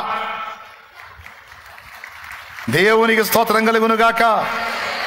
పాతాళం ఖాళీ కావాలి, నరకం ఖాళీ కావాలి, పరలోక రాజ్యం ఆత్మలతో నింపబడాలి. మొత్తం ఖాళీ చేయకపోయినా కొంతైనా ఖాళీ అయ్యిద్దిగా. ఇప్పుడు నా వంతు నేను కష్టపడితే కొంతైనా ఖాళీ అయ్యిద్దిగా. నేను సిద్ధమైనట్టు మీరు కూడా సిద్ధమైతే ఇంకా ఖాళీ అయ్యిద్ది. కానీ ఎంతమందికి ఆ చిత్తశుద్ధి ఉంది? ఎంతమంది దాని గురించి ఆలోచిస్తారు? ఇందాక నేను చెప్పిన బాపత్లో చాలామంది ఉంటారు. ఏ బాపత్లో? అందరితో పాటు రావటం, కాసేపు కూర్చోవటం, ఆ కూర్చున్న కాసేపులో 2 సార్లు బయటికి లోపలికి తిరగటం, 2 సార్లు బజార్లో మీద తిరగటం, 4 మొక్కలు 1 మొక్క చెవులో వేసుకోవటం, 3 మొక్కలు గాలికి వదిలేయటం, ఆదివారం కోవటం, ఇంటికి పోవటం, అంత తినటం, నిద్రపోవటం, తెల్లారి పొలోని పోవటం. పోతే తప్పని నేను అనట్లేదు సోదరా, మళ్ళీ నన్ను క్షమించాలి మీరు. బాగపోతే మాకు ఎట్నాటి సిద్ధయ్యా? నీకే? నాకే? నాకెట్టే? ఈరోజు మీరు అందరూ గ్యాదర్ అయ్యారండి. మీరందరూ లేనప్పుడు 10-15 మంది సంఘం ఉన్నప్పుడు మరి నాకెట్లా? మొదటిసారి విశ్వాసులందరూ కలిసి ఒక స్టీల్ డబ్బా తెచ్చి నిట్టాడికి కట్టి దాన్ని తీగలతో బంధించి వాళ్ళందరూ కలిసి దాతృత్వంతో విత్తిన కానుక ఎంతో తెలుసా? 60 రూపాయలు. 60 రూపాయలతో 6 రోజులు నడిచిద్దా? చెప్పాయా? అయినా సరే ఆయన వదిలేసేయమన్నాడు కనుక దాన్ని వదిలేశాను. చేసేదాన్ని సంపాదన మార్గాన్ని అన్నాడు, వదిలేశాను. కంప్లీట్గా సేవలో ఉండు అన్నాడు, ఉన్నాను. ఆ 60గానే ఉంచి 6 దినాలు నన్ను పోషించాడు. ఆశ్చర్యకరుడు ఆయన, ఆశ్చర్యకరుడు ఆయన. ఆనాటి నుంచి దేవుని మీద ఆధారపడి ప్రార్థించి పొందుకోవటం నేర్చుకున్నా, దేవుని మీద ఆధారపడి బతకటం నేర్చుకున్నా. మధ్య మధ్యలో కొన్ని ఆర్థిక ఇబ్బందులను బట్టి ఏదన్నా మినిస్ట్రీ కిందికి వెళ్దామా అని అనిపించింది. అప్పుడు దేవుడు మాట్లాడాడు. ఎవరో ఇచ్చే జీతానికి అలవాటు పడి అహబు రాజు దగ్గర జీతానికి ప్రవచించిన ప్రవక్తలు నాకొద్దురా, నేను పంపే ఆహారం కోసం కెరీతు వాగు దగ్గర కాచుకునే ఏలియా కావాలి నాకు. ఏలియా కావాలరా నాకు. మోకాళ్ళుని నేను ఇచ్చేదాన్ని పొందుకునే దానికి ఎదురు చూసేవాడు కావాలన్నాడు. సిగ్గుపడ్డాను, క్షమించు ప్రభా, బలహీనపడ్డాను. ఆయన పాదాలు పట్టుకొని దేవునికి ప్రార్థించే పొందుకోవాలని, నా అవసరతలు ఎవరికి చెప్పకూడదు, ఎవరిని అడగకూడదని తీర్మానం చేసుకొని ప్రభు పాదాల మీద పడి ప్రార్థన చేసి ప్రతిదీ ప్రార్థన ప్రార్థన ప్రార్థన. దేవా నాకు ఇది అవసరం, దేవా నాకు అది అవసరం అని ఏది కావాలంటే అది మొర్రపెట్టి దేవుని దగ్గర నుండి సమస్తము పొందుకొని అనుభవం పొందుకున్నాను. కాబట్టి ఈరోజు ఇంత గట్టిగా చెబుతున్నా, ప్రార్థన చేయండి, దేవుడు చూసుకుంటాడని. నేను పొందుకున్న అనుభవం లేకపోతే నేనేం చెప్తా? నేను జీతగాడిని అయి ఉంటే మీకు కూడా జీతాలు వచ్చే మార్గాలను చూపించేవాడిని. జీతగాడు నయమై ప్రార్థించి పొందుకున్నాను నేను. అలవాటు అనుభవం నాకుంది.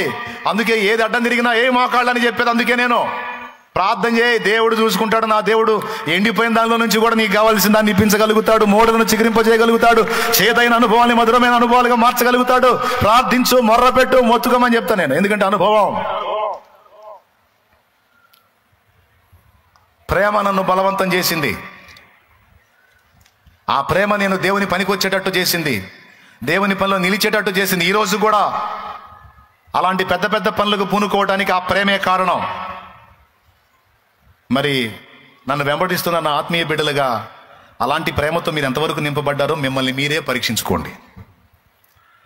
సాటి ఆత్మల కొరకు మీలో భారం ఉందా? పరితాపం ఉందా? వారిని రక్షించాలి అనే ఆరాటం మీలో ఉందా? ఎంతమంది ఉందో చేతులు ఎత్తండి. నిజంగా నిజం మీరు చెప్పేది. ఇలా చేతులు ఎత్తిన వాళ్ళు అట్లా కదిలించండి. ఆత్మలను రక్షించాలన్న భారం మా గుండెల్లో ఉందన్నా, మా సమాజంలో మా వ్యక్తులను చూసినప్పుడు అయ్యో వీళ్ళు రక్షింపబడలేదే, మా బంధువులను చూసినప్పుడు అయ్యో వీళ్ళు రక్షించబడలేదే, మా వీధిలో ఉన్న ప్రజలను చూసినప్పుడు అయ్యో వీళ్ళు రక్షింపబడలేదని ఏడుపు నా గుండెల్లో ఉందన్న అన్నోళ్ళు చేతులు ఎత్తండి. రైట్, నిజంగా ఉంది మీలో. ఉంది. ఎలా చెప్పగలనో తెలుసా? ఉంది కాబట్టే గడిచిన సంవత్సరంలో 4500 పైచిలకు ఆత్మల రక్షణలోకి నడిపించగలగటం జరిగింది. అంటే పాతాళంలో 4000 పైచిలకు ఆత్మల స్థలం ఖాళీ అయిపోయిందని అర్థం. ఒట్టు ఒట్టు ఒట్టు. నా దేవుని మహిమార్థమే చెప్పండి కూడా. దేవుని మహిమపరచు. 4500 మంది గడిచిన సంవత్సరంలో ఖాళీ. అంతకుముందు అంతే. అంతకుముందు అయితే ఇంకా 5300. సంవత్సరం పాతాళం ఖాళీ. పరలోక రాజ్యం నింపబడుతుంది. ఎందుకు? నా బిడ్డలు కర్తవ్యం తెలుసుకున్నారు. నా బిడ్డలు ఒట్టిగా మాటలు విని పోయేవాళ్ళుగా గాక ఆత్మల కొరకు అంగలార్చేవాళ్ళు, ప్రార్థించేవాళ్ళు, ప్రకటించేవాళ్ళు, ప్రేమ చూపేవాళ్ళు, అవసరమైతే జేబులో ఉన్నది తీసి ఇచ్చి ప్రేమను పంచి సాక్ష్యం నిలబెట్టుకొని సమాజాన్ని కదిలించే వాళ్ళుగా నా బిడ్డలు ఉన్నారు. కాబట్టి ఆ పని నేను చేయగలుగుతున్నా. నా బిడ్డలు అట్టి వారై ఉండకపోతే నేనొక్కడిని ఎంత కష్టపడి ఎంతమందిని రక్షించగలుగుతా? అందుకే ఈ విషయంలో నేను మిమ్మల్ని దేవుని కృపను బట్టి, నా దేవుని సహాయాన్ని బట్టి మెచ్చుకుంటున్నాను. ఒక్కొక్క బిడ్డ 10 మందిని, 15 మందిని, 20 మందిని, 30 మందిని, 40 ఆత్మల్ని. ఎంత తపన, ఎంత ప్రేమ ఆత్మల కొరకు, ఎంత ఆరాటం. కొంతమంది అంటారు కూడా, అమ్మో నీ సంబడం ఏందో నువ్వు చూసుకో, ఊరొక వాళ్ళు రక్షించబడలేదు, వీళ్ళు రక్షించబడలేదు, ఊరొక వాళ్ళ గురించి వీళ్ళ గురించి. ఇంటోళ్ళు కూడా, ఇంటోళ్ళు బంధువులు కొంతమంది. నువ్వు చెప్తావు నా సంబడం బాగానే ఉంది, నా దేవుడు నాకు తోడై ఉన్నాడు, ఆత్మలు నశించిపోతున్నారు. నా గుండెల్లో క్రీస్తు ప్రేమ నన్ను బలవంతం చేస్తూ ఉంది. నేను చూస్తూ ఉండలేకపోతున్నాను. నేను ప్రార్థిస్తాను, ప్రయత్నిస్తా, ఆత్మలు ఏమన్నా రక్షించగలనేమో, ప్రేమ పంచుతా, సువార్త చెప్తా, అవసరమైతే చాకిరీ చేస్తా. కానీ ఒక ఆత్మ రక్షించబడితే నాకంతే చాలా. విలియం కేరీ అనే దైవజనుడు అన్నాడు, ఏమన్నాడో తెలుసా? ఒక్క పుష్పం కోసం 1000 ముళ్ళైనా భరిస్తాను ప్రభువా అన్నాడు. ఎంత భయంకరమైన మాటో చూడండి. అది ఒక్క ఆత్మ రక్షింపబడటం కోసం 1000 బాధలైనా పడతానయ్యా అని అర్థం అన్నమాట. ఒక్క ఆత్మని నరకం నుంచి కాపాడటం కోసం 1000 కష్టాలైనా నేను పడతానయ్యా, నన్ను పడని పర్వాలేదు కానీ ఆత్మను రక్షించు ప్రభువా అని ప్రార్థించేవాడట. నరకము నుండి ఆత్మలను కాపాడు ప్రభువా, అగ్ని ఆరదు, పురుగు చావదు, ఘోరమైన యాతనాకరమైన స్థలం ప్రభువా, అందులోకి ప్రజలు వెళ్ళకూడదు ప్రభువా, అందులో ప్రజలు వెళ్ళకూడదు ప్రభువా. ప్రజలు నీ రాజ్యంలోకి రావాలి, నీ పరలోక రాజ్యంలోనికి రావాలి, నీ మహిమలోనికి రావాలి. చాలా మంది నీ దగ్గరకు వస్తున్నారు కానీ మారు మనసు పొందట్లా, బాప్తిస్మం పొందట్లా. వాళ్ళతో మాట్లాడు ప్రభువా, వాళ్ళని దర్శించు ప్రభువా. వాళ్ళ పాపాలన్నీ కడగబడి నిమిత్తం బాప్తిస్మం ఎంత అవసరమో వాళ్ళకి అర్థమయ్యేటట్టు చెప్పు ప్రభువా. అయ్యో వాళ్ళు నిన్ను వెంబడిస్తున్నారు కానీ బాప్తిస్మం పొందట్లేదు, ఇంకా పాపులుగానే ఉన్నారు ప్రభువా. వారి పాపాలను గుర్చిన స్పృహ వాళ్ళకు వచ్చేటట్టు చేసి వాళ్ళు రక్షింపబడేటట్టు చేయి ప్రభువా అని. నీ కళ్ళు కన్నీళ్లు గారుస్తున్నాయి అంటే దేవుని వాళ్ళు అందరూ నడుం కట్టారు కనుక 4440 4443 నాలుగులు 43 41 4441 ఏందండి అసలు? దేవుడు రేపిన ఆ ప్రేమ అగ్ని చల్లారిపోకూడదు. అది చల్లారిపోయినప్పుడు అటు చెప్పింది, మనలో ఆ ప్రేమాగ్ని చల్లారినప్పుడు పాతాళం నిండిద్దమ్మా. పాతాళాన్ని నిండనీయకూడదు. పాతాళం ఖాళీ కావాలి. దాని ద్వారములు మన ఎదుట నిలవకుండా దాని ద్వారములు తీసివేయబడాలి. అది తొలగిపోవాలి. అంటే మనలో ప్రేమాగ్ని చల్లారకూడదు. కానీ దాన్ని చల్లార్చడానికి శత్రువు నిరంతరం కృషి చేస్తుంటాడు. ఇప్పటికే మనలో కొంతమందికి ఆ ప్రేమ చల్లారింది. కొంతమందిలో మిణుకు మంట ఉంది, కొంతమందిలో మాత్రం కొంత మండుతుంది. ఆ మండుతున్న వాళ్ళు కష్టపడ్డారు కనుక 4400 గొప్పగా చెప్తున్నాం. మీకు ఒక రహస్యం చెప్పనా? నేను చెప్పింది నిజం అంటానికి నిరూపణ చెప్తా, ప్రేమ చల్లారిపోయింది అనే దానికి నిరూపణ చెప్తా. ఇప్పుడు ఈ మందిరం నిడివి, ఈ మందిరం స్ట్రెంత్ ఇంచుమించు ఒక 20,000కు పై చిలుకండి, కూర్చోవచ్చు. దీని అంచనా అలాంటిది. అయితే ఒకసారి వెనక్కి తిరిగి చూసుకోండి, ఇక్కడ కూర్చున్న వాళ్ళు వెనక్కి తిరిగి చూసుకోండి. ఓకేనా రైట్. 2 ఆరాధనలు కలిపి ఎంత వేద్దాం? 2 ఆరాధనలు కలిపి సరే, ఒక్క ఆరాధన కలిపి ఒక 20, ముందు ఆరాధన సంగతి పక్కన పెడదాం. లేదు 2 ఆరాధనలు కలిపి ఓ 40 వేద్దామా? ఓ 40 లైవ్ కూడా ఉంది. ఇప్పుడు మళ్ళీ మనకి లైవ్ కూడా ఉంది. ఆరాధన అయిపోయి ఒక 4-5 గంటలు అయ్యేటప్పటికి 50,000 60,000 చూస్తారు. అది అవి కలపొద్దులే, వాళ్ళని అట్ట పెడదాం అంటే వాళ్ళు అనుకుంటారు అంటే మేము ఇప్పుడు లెక్కలో లేమని కాదు. మీరు కూడా ఉన్నారు, మీకు వందనాలు, మీరు కూడా ఉన్నారు. అయితే మీరు దూరంగా ఉన్నారు, ఇప్పుడు నా కళ్ళ ముందు ఉన్నారు కాబట్టి లెక్క అడుగుతున్నాను నేను. ఒక 40,000 తీసుకుందాం. 40,000 కూర్చున్నోళ్ళు, ఏమండి? 40,000 తీసుకుందాం. 40,000 సంఘ బిడ్డలు ఒక్కొక్కళ్ళు.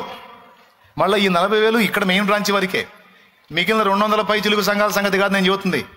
వాళ్ళు అవన్నీ కుప్పేసుకుంటే ఇంకా చాలా అవుతాయి. ఆ ఆత్మలు అక్కడ పెడదాం, వాళ్ళ లెక్క వాళ్ళు చూసుకుంటారు. మన సంగతి మాట్లాడుకుందాం.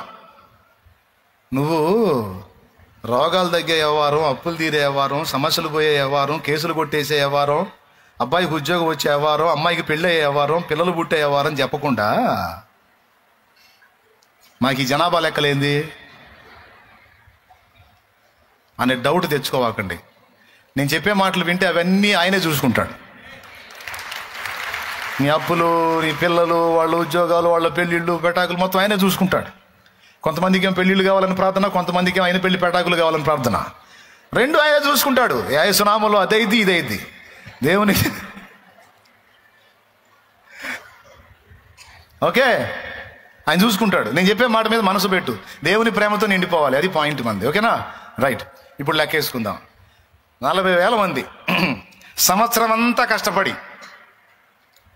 సరే 40,000 వద్దండి, 50,000 వద్దండి, 20,000 మంది.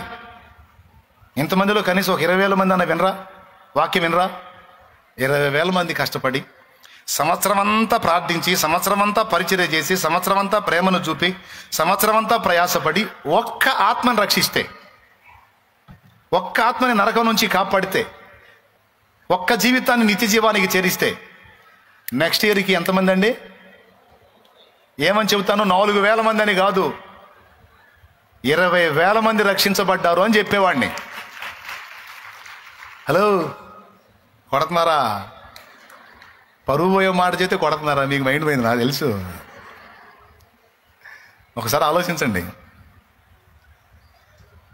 మరి ఆ మాట చెప్పగలిగానా? 4,000 అన్నాను నేను. ఉంది 4,000. ఇక్కడ ఉన్న ప్రజలు ఎంతమంది అండి? 40,000 అండి. 40,000 ఒక్కొక్కరు సంవత్సరం అంతా తిప్పలబడి 10 ఆత్మలు వద్దండి, 5 ఆత్మలు వద్దండి, 2 వద్దండి, ఒక్క ఆత్మ అండి. ఒక్కొక్కరు ఒక్క ఆత్మ, ఒక్కొక్కరు ఒక ఆత్మను రక్షణలో నడిపిస్తే సంవత్సరాంతానికి 40,000 మందికి ఏం చెబుతా? 4,000 కాదు, ఈ సంవత్సరం 40,000 ఆత్మలు రక్షించబడ్డాయి అని చెప్పేవాడిని. కానీ అందులో దశంభాగం చెప్పాల్సి వచ్చింది. అంటే ఇంతమందిలో కష్టపడుతున్న వాళ్ళు, నిజంగా దేవుని ప్రేమతో నిండిన వాళ్ళు 40,000లో 4,000 మందే ఉన్నారు. అంటే 36,000 మంది హృదయాల్లో దేవుని ప్రేమ చల్లారింది అని అర్థం కాదా?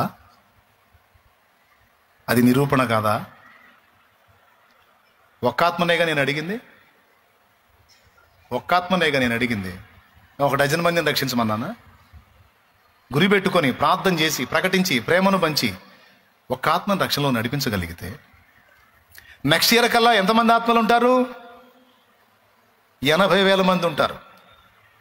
కనీసం 20,000 మంది స్పందించినా, 30,000 మంది స్పందించినా, 30,000 మంది ప్రేమను పంచి ప్రకటించి సువార్త చెప్పి ఒక ఆత్మను రక్షిస్తే 30,000, 20,000 మంది స్పందిస్తే 20,000, కనీసం 10,000 మంది స్పందించినా, దేవుని ప్రేమతో 10,000 మంది నింపబడి దేవుని కొరకు ఫలించినా 4,000 ఏందండి, 10,000 మంది రక్షించబడ్డారు అనేవాడిని.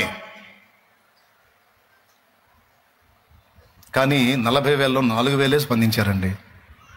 అంటే 4,000 గుండెల్లోనే దేవుని ప్రేమ మిణుగు మిణుగుమంటా ఉంది, కానీ మిగిలిన ప్రేమలో కొడిగట్టుకుపోయింది. కొన్ని గుండెల్లో ప్రేమ అసలు చల్లారిపోయింది. ప్రేమ ఉంటే ఖచ్చితంగా నువ్వు స్పందిస్తావు. ప్రేమ ఉంటే ఖచ్చితంగా సువార్త చెప్తావు. ప్రేమ ఉంటే ఖచ్చితంగా ఆత్మల కొరకు భారంతో కదులుతావు.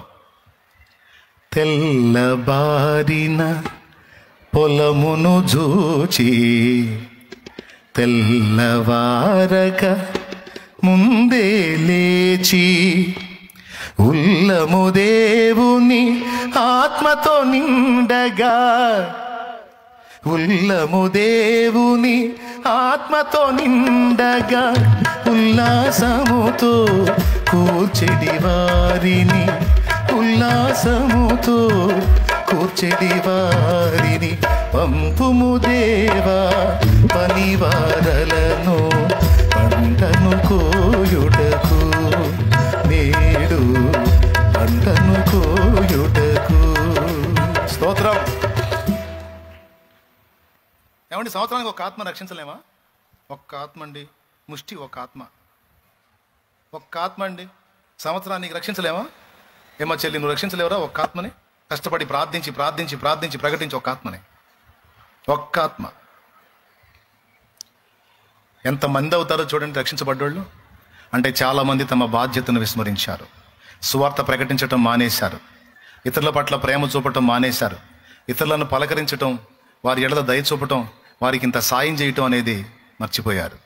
అయ్యో నేను ఆత్మల్ని రక్షించాలి, అయ్యో ఆత్మలు నశించిపోతున్నారే, ఆత్మలకు సత్యం తెలియట్లేదే, నేను వాళ్ళకి ఎట్లనన్నా సత్యాన్ని అందించాలి, నా వంతు కష్టపడి ఒక్కరినన్నా నేను దేవుని చెంతకు నడిపించాలి, నేను ఒక్క కాయన్నా ఈ సంవత్సరం కాయాలి అనే ఆలోచనే వదిలేశారు చాలామంది. అందువలననే 40,000 మంది కూర్చున్నా 4,000 మంది ఆత్మ మాత్రమే రక్షించబడ్డారు. నయం పరువు పోకుండా దశంభాగం అన్న వచ్చింది. కొన్ని సంఘాల్లో అయితే అది కూడా లేదు, కొన్ని సంఘాల్లో అది కూడా లేదండి. అది ఇంకా బాధాకరమైన విషయం. సరే, ఆ సంఘాల లెక్క ఆయన వాళ్ళని అడుగుతాడు, మన లెక్క మనల్ని అడుగుతాడు కదా. కాబట్టి ఈరోజు మీకు చెప్తున్నాను, రేపు 4 రోజులు కూటాలు ఉన్నాయి. కనీసం ఆ కూటాల కన్నా నలుగురిని వెంట పెట్టుకుని రావటానికి సిద్ధపడండి. ఇప్పటి నుంచే వాళ్ళని సిద్ధపరచుకొని వాళ్ళకి ఏ అడ్డంకులు లేకుండా ఆ 4 దినాల్లో వాళ్ళు అక్కడ దాకా వచ్చేటట్టు ప్రార్థన చేయండి. వాళ్ళని అడ్డగింపు చేసే సైతానును బంధించండి. వాళ్ళు బంధకాల్లోంచి విడుదల పొంది అక్కడ దాకా రావాలని ప్రార్థించండి. ఆడుకొచ్చిన తర్వాత నేనేదో చెబితే కాదు, వాళ్ళకి అవసరమైన సందేశం వాళ్ళకి అందేటట్టు దేవుడు నన్ను వాడుకోవాలని ప్రార్థన చేయండి. దేవుడు వాడుకోపోతే ఇక్కడ బుస్సే. నేను ముందే చెబుతున్నా, మీరు ప్రార్థన చేయకపోతే, దేవుడు వాడుకోపోతే అంతా బుస్సే. కాబట్టి ప్రార్థన చేయాల్సిందే. అయ్యా నీ దాసుని అక్కడ వాడుకో, నేను ఆత్మల్ని సమకూరుస్తాను, వాళ్ళకి నీ వార్త అందేటట్టు చేయి, నీ తట్టు త్రిప్పబడేటట్టు చేయి, ఆత్మలు రక్షింపబడేటట్టు చేయి, జీవితాలు మారేటట్టు చేయి నా ప్రభువా అని. కనీసం ఈ కూటాలలోనన్నా 4 ఆత్మలు సంపాదించడానికి ట్రై చేద్దామా? ఛాన్స్ వచ్చింది కాబట్టి చెప్పాలే, మళ్ళా సంవత్సరానికి చెబుతా. అప్పుడే చెప్పమంటారా, లేకపోతే కాదన్న మధ్య మధ్యలో ఈ సంగతి చెప్పాల్సిందే అంటారా? మళ్ళీ వచ్చే సంవత్సరం చెప్పేదా? ఇట్లాంటి సందేశాలు చెబితే ఎట్టా? మీకు అప్పులు తీరే సందేశాలు కావాలి కానీ పెళ్ళిళ్ళు అయ్యే సందేశాలు, పెటాకులు అయ్యే సందేశాలు ఈ కదా మనకు కావాల్సింది. ఇట్లాంటివి చెబితే ఎట్లా? మీకు అది అవసరమైందే ఈ ఆయన నీతిని రాజ్యమును మొదట వెతుకుడి, పిదప అన్నీయు నీకు. తీసి చూడండి ఒకసారి బైబిల్లో మత్తయి సువార్త 6వ అధ్యాయం 33వ వచనం.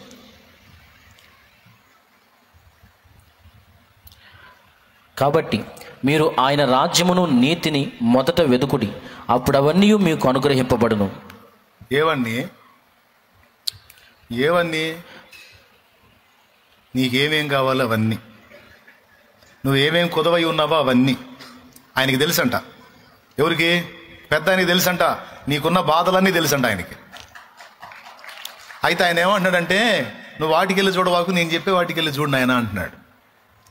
అటు చూపు పోవట్లేదు ప్రభా, నా చూపు అంత ఇటే ఉంటుంది నాయన, ఈ అప్పుల మీద, ఈ బాధల మీద, ఈ సమస్యల మీద, ఈ వీటి మీదే ఉంటుంది ప్రభా. అట్టయితే నాయన పొందలేవురా నువ్వయ్యా, పొందలేవురా తల్లి, నువ్వు చూపు మారిస్తేనే పొందగలవు అంటాడు. చూపు మారిస్తే పొందటం ఏంటి అంటే ఆయన నీతిని, ఆయన రాజ్యమును మొదట నువ్వు వెతకాలి, దృష్టి ఆయన మీద పెట్టాలి. ఇక మిగిలినవన్నీ నువ్వు ఎప్పుడైతే నేను చెప్పిన వాటి వైపు చూస్తావో, నీకు కొదువై ఉన్న వాటన్నిటి వైపు నేను చూసి మొత్తం డీల్ చేస్తా. నువ్వేం భయపడాల్సిన అవసరం లేదు, నీకు అన్యాయం జరగదు. నా కోసం ఆశ కలిగి నా కోసం తప్పించేటువంటి నీకు అన్యాయం జరగదు. నా నీతిని, నా రాజ్యాన్ని నువ్వు వెతికితే, నా నీతిని, నా రాజ్యాన్ని నువ్వు వెతికితే నీకు కావలసినవన్నీ నేను చూసుకుంటా అని దేవుడు మాట్లాడాడు. ఇప్పుడు నాకేదన్నా తక్కువ చేశాడా? నాకేమన్నా తక్కువ చేశాడో నేను చెప్పనా? నేను తిన్నాన్ని మీరు తినలేదు, అన్ని వెరైటీలు నేను తినేటట్టు చేశాడు ఆయన. దేవునికి స్తోత్రం. మీరందరూ కట్టే వాటన్నిటికంటే శ్రేష్టమైన నేను కడుతున్నా. వైట్ అండ్ వైట్ నిలబడదాం రండి. ఎన్ని కలర్స్ వేసుకుంటారో వేసుకొని రండి. అందరిలో నేను కూడా నిలబడతా. దృష్టి ఎటుపోయిద్దో చూడండి. వైట్ అండ్ వైట్ రాజు. ఏదనుకున్నా మరి? నీ పని అట్టుందరా అయ్యా, నీ పని. ఈరోజా నేను వర్క్ చేసిన రోజుల్లో కూడా అంతే ఉంచాను నన్ను.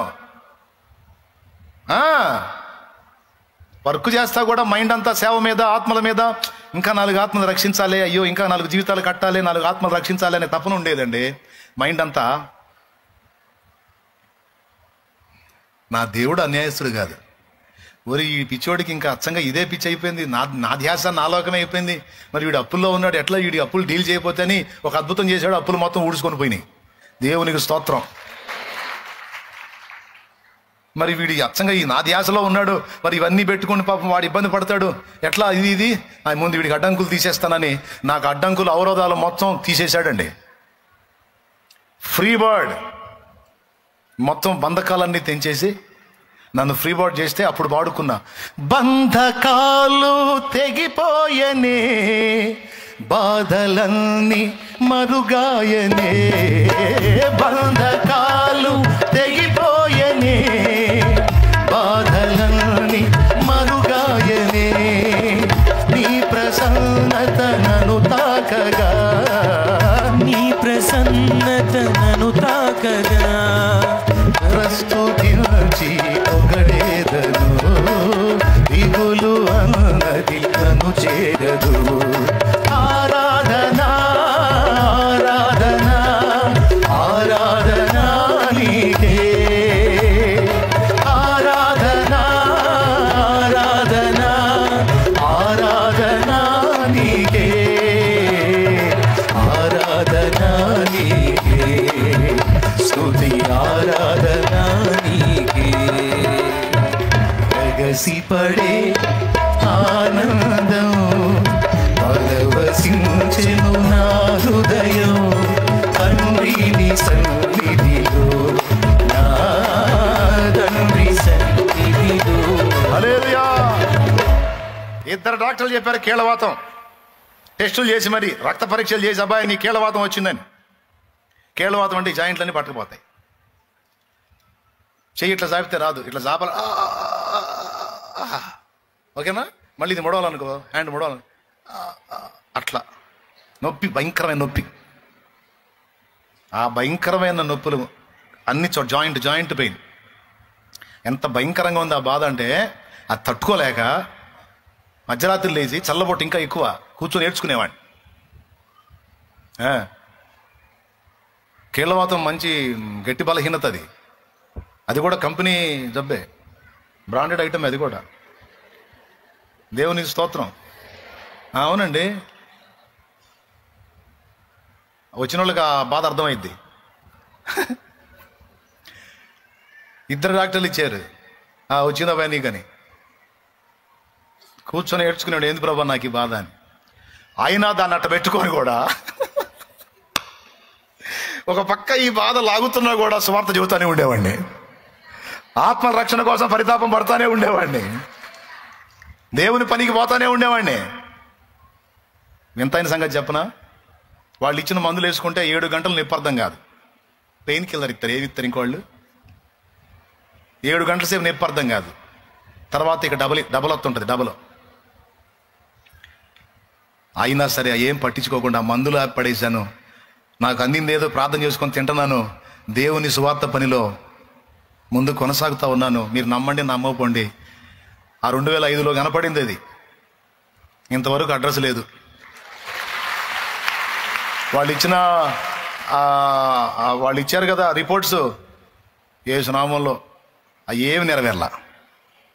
లేకపోతే అసలు ఆ కీళ్ళ జబ్బు వచ్చినట్టయితే, వచ్చింది ఉన్నట్టయితే నా దగ్గరే, నాకు స్వస్థత యేసయ్య ఇయ్యకపోయినట్టయితే, ఇప్పుడు నేను ప్రభునందు ప్రియులారా అమ్మ అయ్యా వందనాలమ్మ అనాల్సి వచ్చేది. నేను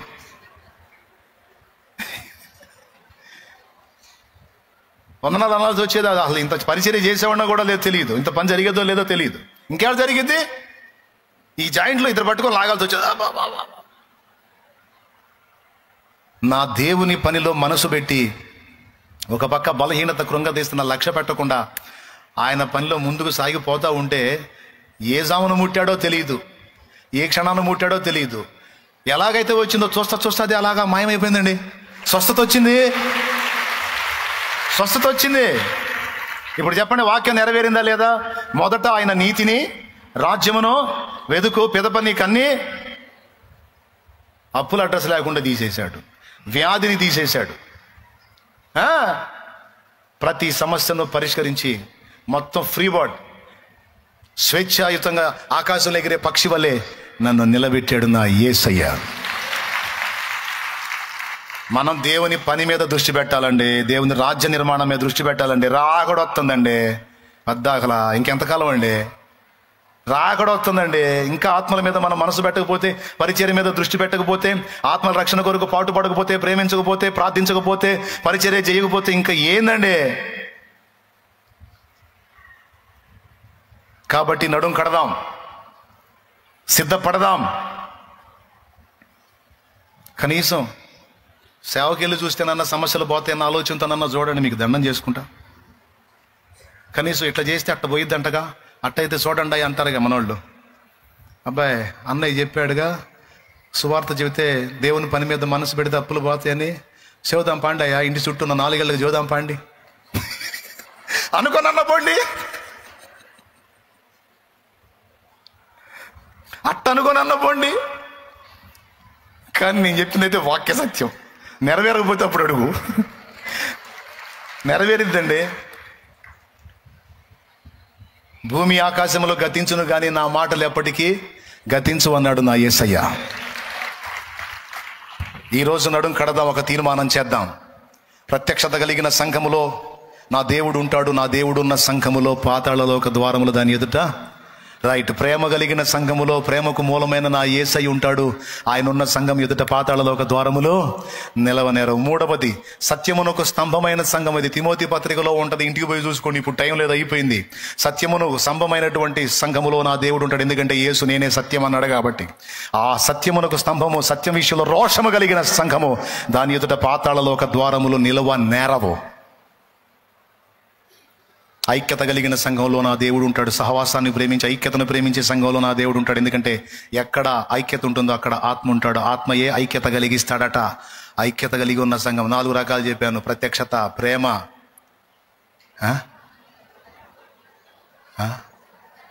సత్యం, 4వది ఐక్యత. ఇప్పుడు అవసరం మనకి. రేపు పెద్ద పని మన ముందుంది. ఏ రోజు నుంచి? ఆదివారం నుంచా? మొత్తం మర్యాదగా కనపడాలా? ఏ రోజు కనపడాలా? బుధవారం రోజే కనపడాలా. బుధవారం రోజుకే వచ్చేసేయాలా. బుధవారం నైట్ కల్లా మొత్తం జాయిన్ అయిపోవాలి. ఎందుకంటే ఆదివారం ఉదయం నుంచే ప్రార్థనలు స్టార్ట్ అవుతాయి కాబట్టి ఎట్టి పరిస్థితుల్లో బుధవారం నైట్ కల్లా మొత్తం మన బ్యాచ్ మొత్తం తండ్రి సన్నిధి కుటుంబం అంతా అక్కడికి వచ్చేసేయాలా. ఎందుకంటే మనం లైన్లో ఉండాలా. తర్వాత వచ్చే వాళ్ళందరికీ మనం ఉపచారం చేయాలా, పరిచర్య చేయాలా. ఎంతమంది తండ్రి సన్నిధి వాళ్ళు ఉన్నారు ఇక్కడ? తండ్రి సన్నిధి వాళ్ళు ఎంతమంది ఉన్నారు? చేతులు ఎత్తాలా. కదిలిచ్చు, చేతులు కదిలిచ్చు, కదిలిచ్చు. అబ్బాయి వీళ్ళు తండ్రి సన్నిధి వాళ్ళు అంట, తీరా గుర్తుపెట్టుకుంటా, తీరా వాళ్ళని చూపించరా. ఓపండి చేతులు, 2 చేతులు తిప్పండి. తండ్రి సన్నిధి వాళ్ళు మొత్తం. దేవునికి స్తోత్రం కలుగును గాక. హల్లెలూయా. ఏ రోజు రావాలి? శుక్రవారం నైట్గా. బుధవారం నైట్ కల్లా అక్కడ ఉండాలి. ఎందుకంటే ప్రారంభోత్సవం ఉంటుంది కదా, ఇనాగ్రేషన్ ఉంటుంది. ఆ ప్రాంతం అంతా ప్రతిష్ఠ చేసుకొని, బలిపీఠాన్ని కూడా ప్రతిష్ఠ చేసుకొని మొత్తం సిద్ధపరచుకోవాల్సిన టైం ఉంటుంది. కాబట్టి ఆ రోజు ఒక ప్రేయర్ ఉంటుంది. బుధవారం కూటంలో అక్కడ జరిగిద్ది. దానిలో మనం కలుసుకోవాలి. ఆ రోజు కల్లా మనం జాయిన్ అయిపోవాలి. ఏ విషయాలు చెప్పాను నేను? 4 సంగతులు చెప్పాను. ప్రత్యక్షత కలిగిన సంఘం, ప్రేమ కలిగిన సంఘం, సత్యమునకు స్తంభమైనటువంటి ఆధారమైనటువంటి సంఘం, ఐక్యత ఐక్యత ఐక్యత. ఒకసారి పక్కన వాళ్ళ చేతులు కలపండి. చూడండి, వాళ్ళ ముఖాలు చూడండి. మనోళ్ళే, మన కుటుంబ సభ్యులే. చూడండి, సరిగ్గా చూడండి. ఆ వెనకోళ్ళని కూడా కదిలించండి. చేతులు కలపండి, వందనాలు చెప్పండి. ఎటుగూడి కూటమి అయిపోయిన తర్వాత తుపాకీ కూడా దొరకరు. చూడండి. దేవునికి స్తోత్రం కలుగును గాక. హల్లెలూయా, హల్లెలూయా. విషయాన్ని గ్రహించి ఆత్మలను సమకూర్చే పనిలో నిమగ్నమై ఉండండి. ప్రేమ ఉంటే ఏం చేస్తాం? ఆత్మలకు సువార్త, రైట్. ప్రేమ ఉంటే ఏం చేస్తాం? దేవుని పరిచర్య చేస్తాం. ప్రేమ ఉంటే ఏం చేస్తాం? ప్రభు పని కొరకు ప్రయాసపడతాం. ఓకేనా? ఆత్మ రక్షణ కార్యం జరగబోతుంది కనుక మనం అందరము తలా ఒక పని చేయాలి. మన బాధ్యతలు నెరవేర్చాలి. డబ్బులు బాగున్నాయా? అట్లయితే మీరు ఏమేమి తీసుకురాగలరో మర్యాదగా తీసుకొచ్చి అక్కడ స్టాకు పెట్టాలి. రైస్ దగ్గర నుంచి, కూరగాయల దగ్గర నుంచి, ఆయిల్ డబ్బాల దగ్గర నుంచి, స్టీల్ పాత్రల దగ్గర నుంచి, సామాన్ల దగ్గర నుంచి, చెంబులు, తెపాడాలు, పళ్ళాల దగ్గర నుంచి.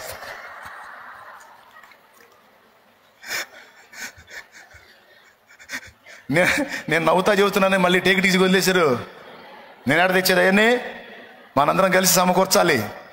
ప్రతిదీ ఈ 2 రోజుల్లో మొత్తం లైన్ అయిపోవాలి. దేవుడు నీకు సమృద్ధినిచ్చుంటే నీవు ఎంత చేయగలవో అంత దేవుని పనికి తోడ్పాటు అందించాలి. ఒకవేళ నీకు ఇవ్వలేదా? ప్రార్థన చేయి. నా తండ్రి నీ చేతులను దీవిస్తాడు, నీ పిడికిళ్ళు నింపుతాడు, సమృద్ధిని ఇస్తాడు. తప్పకుండా తోడ్పాటు అందించగలుగుతావు. ఒకవేళ మీరు ఆర్థికంగానే తీసుకొచ్చి తోడ్పాటు అందించాలనుకుంటే, నేను కలిసినా కలవపోయినా సమయం దగ్గరికి వచ్చింది కాబట్టి నేను దొరక్కపోవచ్చు. శ్యామ్ ఉంటాడు, పాపం శ్యామ్ ఉంటాడు, అస్సలు వద్దనడు. అన్న మీటింగ్స్ కోసం తెచ్చానంటే అస్సలు వద్దనడు. దేవుని స్తోత్రం రమ్మంటాడు. ఓకేనా? శ్యామ్ ఉంటాడు, దైవజనులు ఉంటారు. తప్పకుండా ఒకవేళ నువ్వు చేయాలనుకున్న దాన్ని అందించవచ్చు. తప్పకుండా మీటింగ్స్లో వాడదాం, దేవుని పనిలో వాడదాం. అందరం కలిసి కష్టపడదాం, ప్రయాసపడదాం. ఆత్మల సంపాదన కొరకు మనం ప్రార్థిద్దాం, పరిచర్య చేద్దాం. అక్కడ కూడా పరిచర్యలో ఉండాలి. సరేనా? మరి ఇంకా లేండి పైకి. ఇక గురువారం నుంచి ఉందలే, లేండి. దేవునికి స్తోత్రం. 4 రోజులు అమ్మయ్యా, అయిపోయిందయ్యా. తండ్రి సన్నదోళ్ళు ఏ రోజు కల్లా రావాలి? శుక్రవారం రండి అయ్యా. శుక్రవారం నైట్కి వచ్చి ఆదివారం సోమవారం చూసుకుందరు. కానీ మర్యాద ఉండదు. నేను తండ్రి సన్నిధోడిని అన్నోళ్ళల్లా ఆడబెట్టా తల్లి. చిన్నపిల్లలు వాళ్ళు పాప ఈ సంవత్సరం అంతా దాచిపెట్టుకొని తీసుకొచ్చి ఇస్తా ఉన్నారు. వాళ్ళకి తెలుసు ఆత్మరక్షణ కోసం అక్కడ వెచ్చింపబడిద్దని. రండి, పైకి లేచి నిలబడండి. దేన్ని గురించి భయపడదు? వ్యాధిని గురించి, అప్పుని గురించి, సమస్యను గురించి, ఇరుకుని గురించి, ఇబ్బందిని గురించి, కలతలను గురించి, కేసులను గురించి, దేని గురించి కలత చెందొద్దు, కృంగిపోవద్దు, నిరాశపడద్దు, నిస్పృహలకు గురి కావద్దు. ఆయన నీతిని, రాజ్యమును మొదట నీవు నేను మనం వెతికినట్లయితే మనకు కావలసిన వాటన్నిటి విషయంలో నా దేవుడే సహాయకుడు, నా దేవుడే సమస్తాన్ని చూసుకుంటాడు.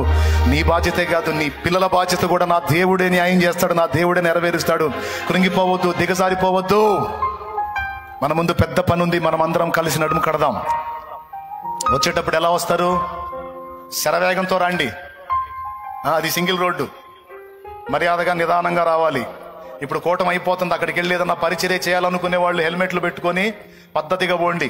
హెల్మెట్ లేకపోతే పక్కన చిన్నగా పో, కొంపలే మునిగిపో. నిదానంగా పోయి జాగ్రత్తగా. నిన్న నేను వస్తానే ఉన్న కారులో ఆ కారు చూసి అనే అనే అనే అన్నట్టుంది ఆ చెల్లి. డమామని పడ్డారు.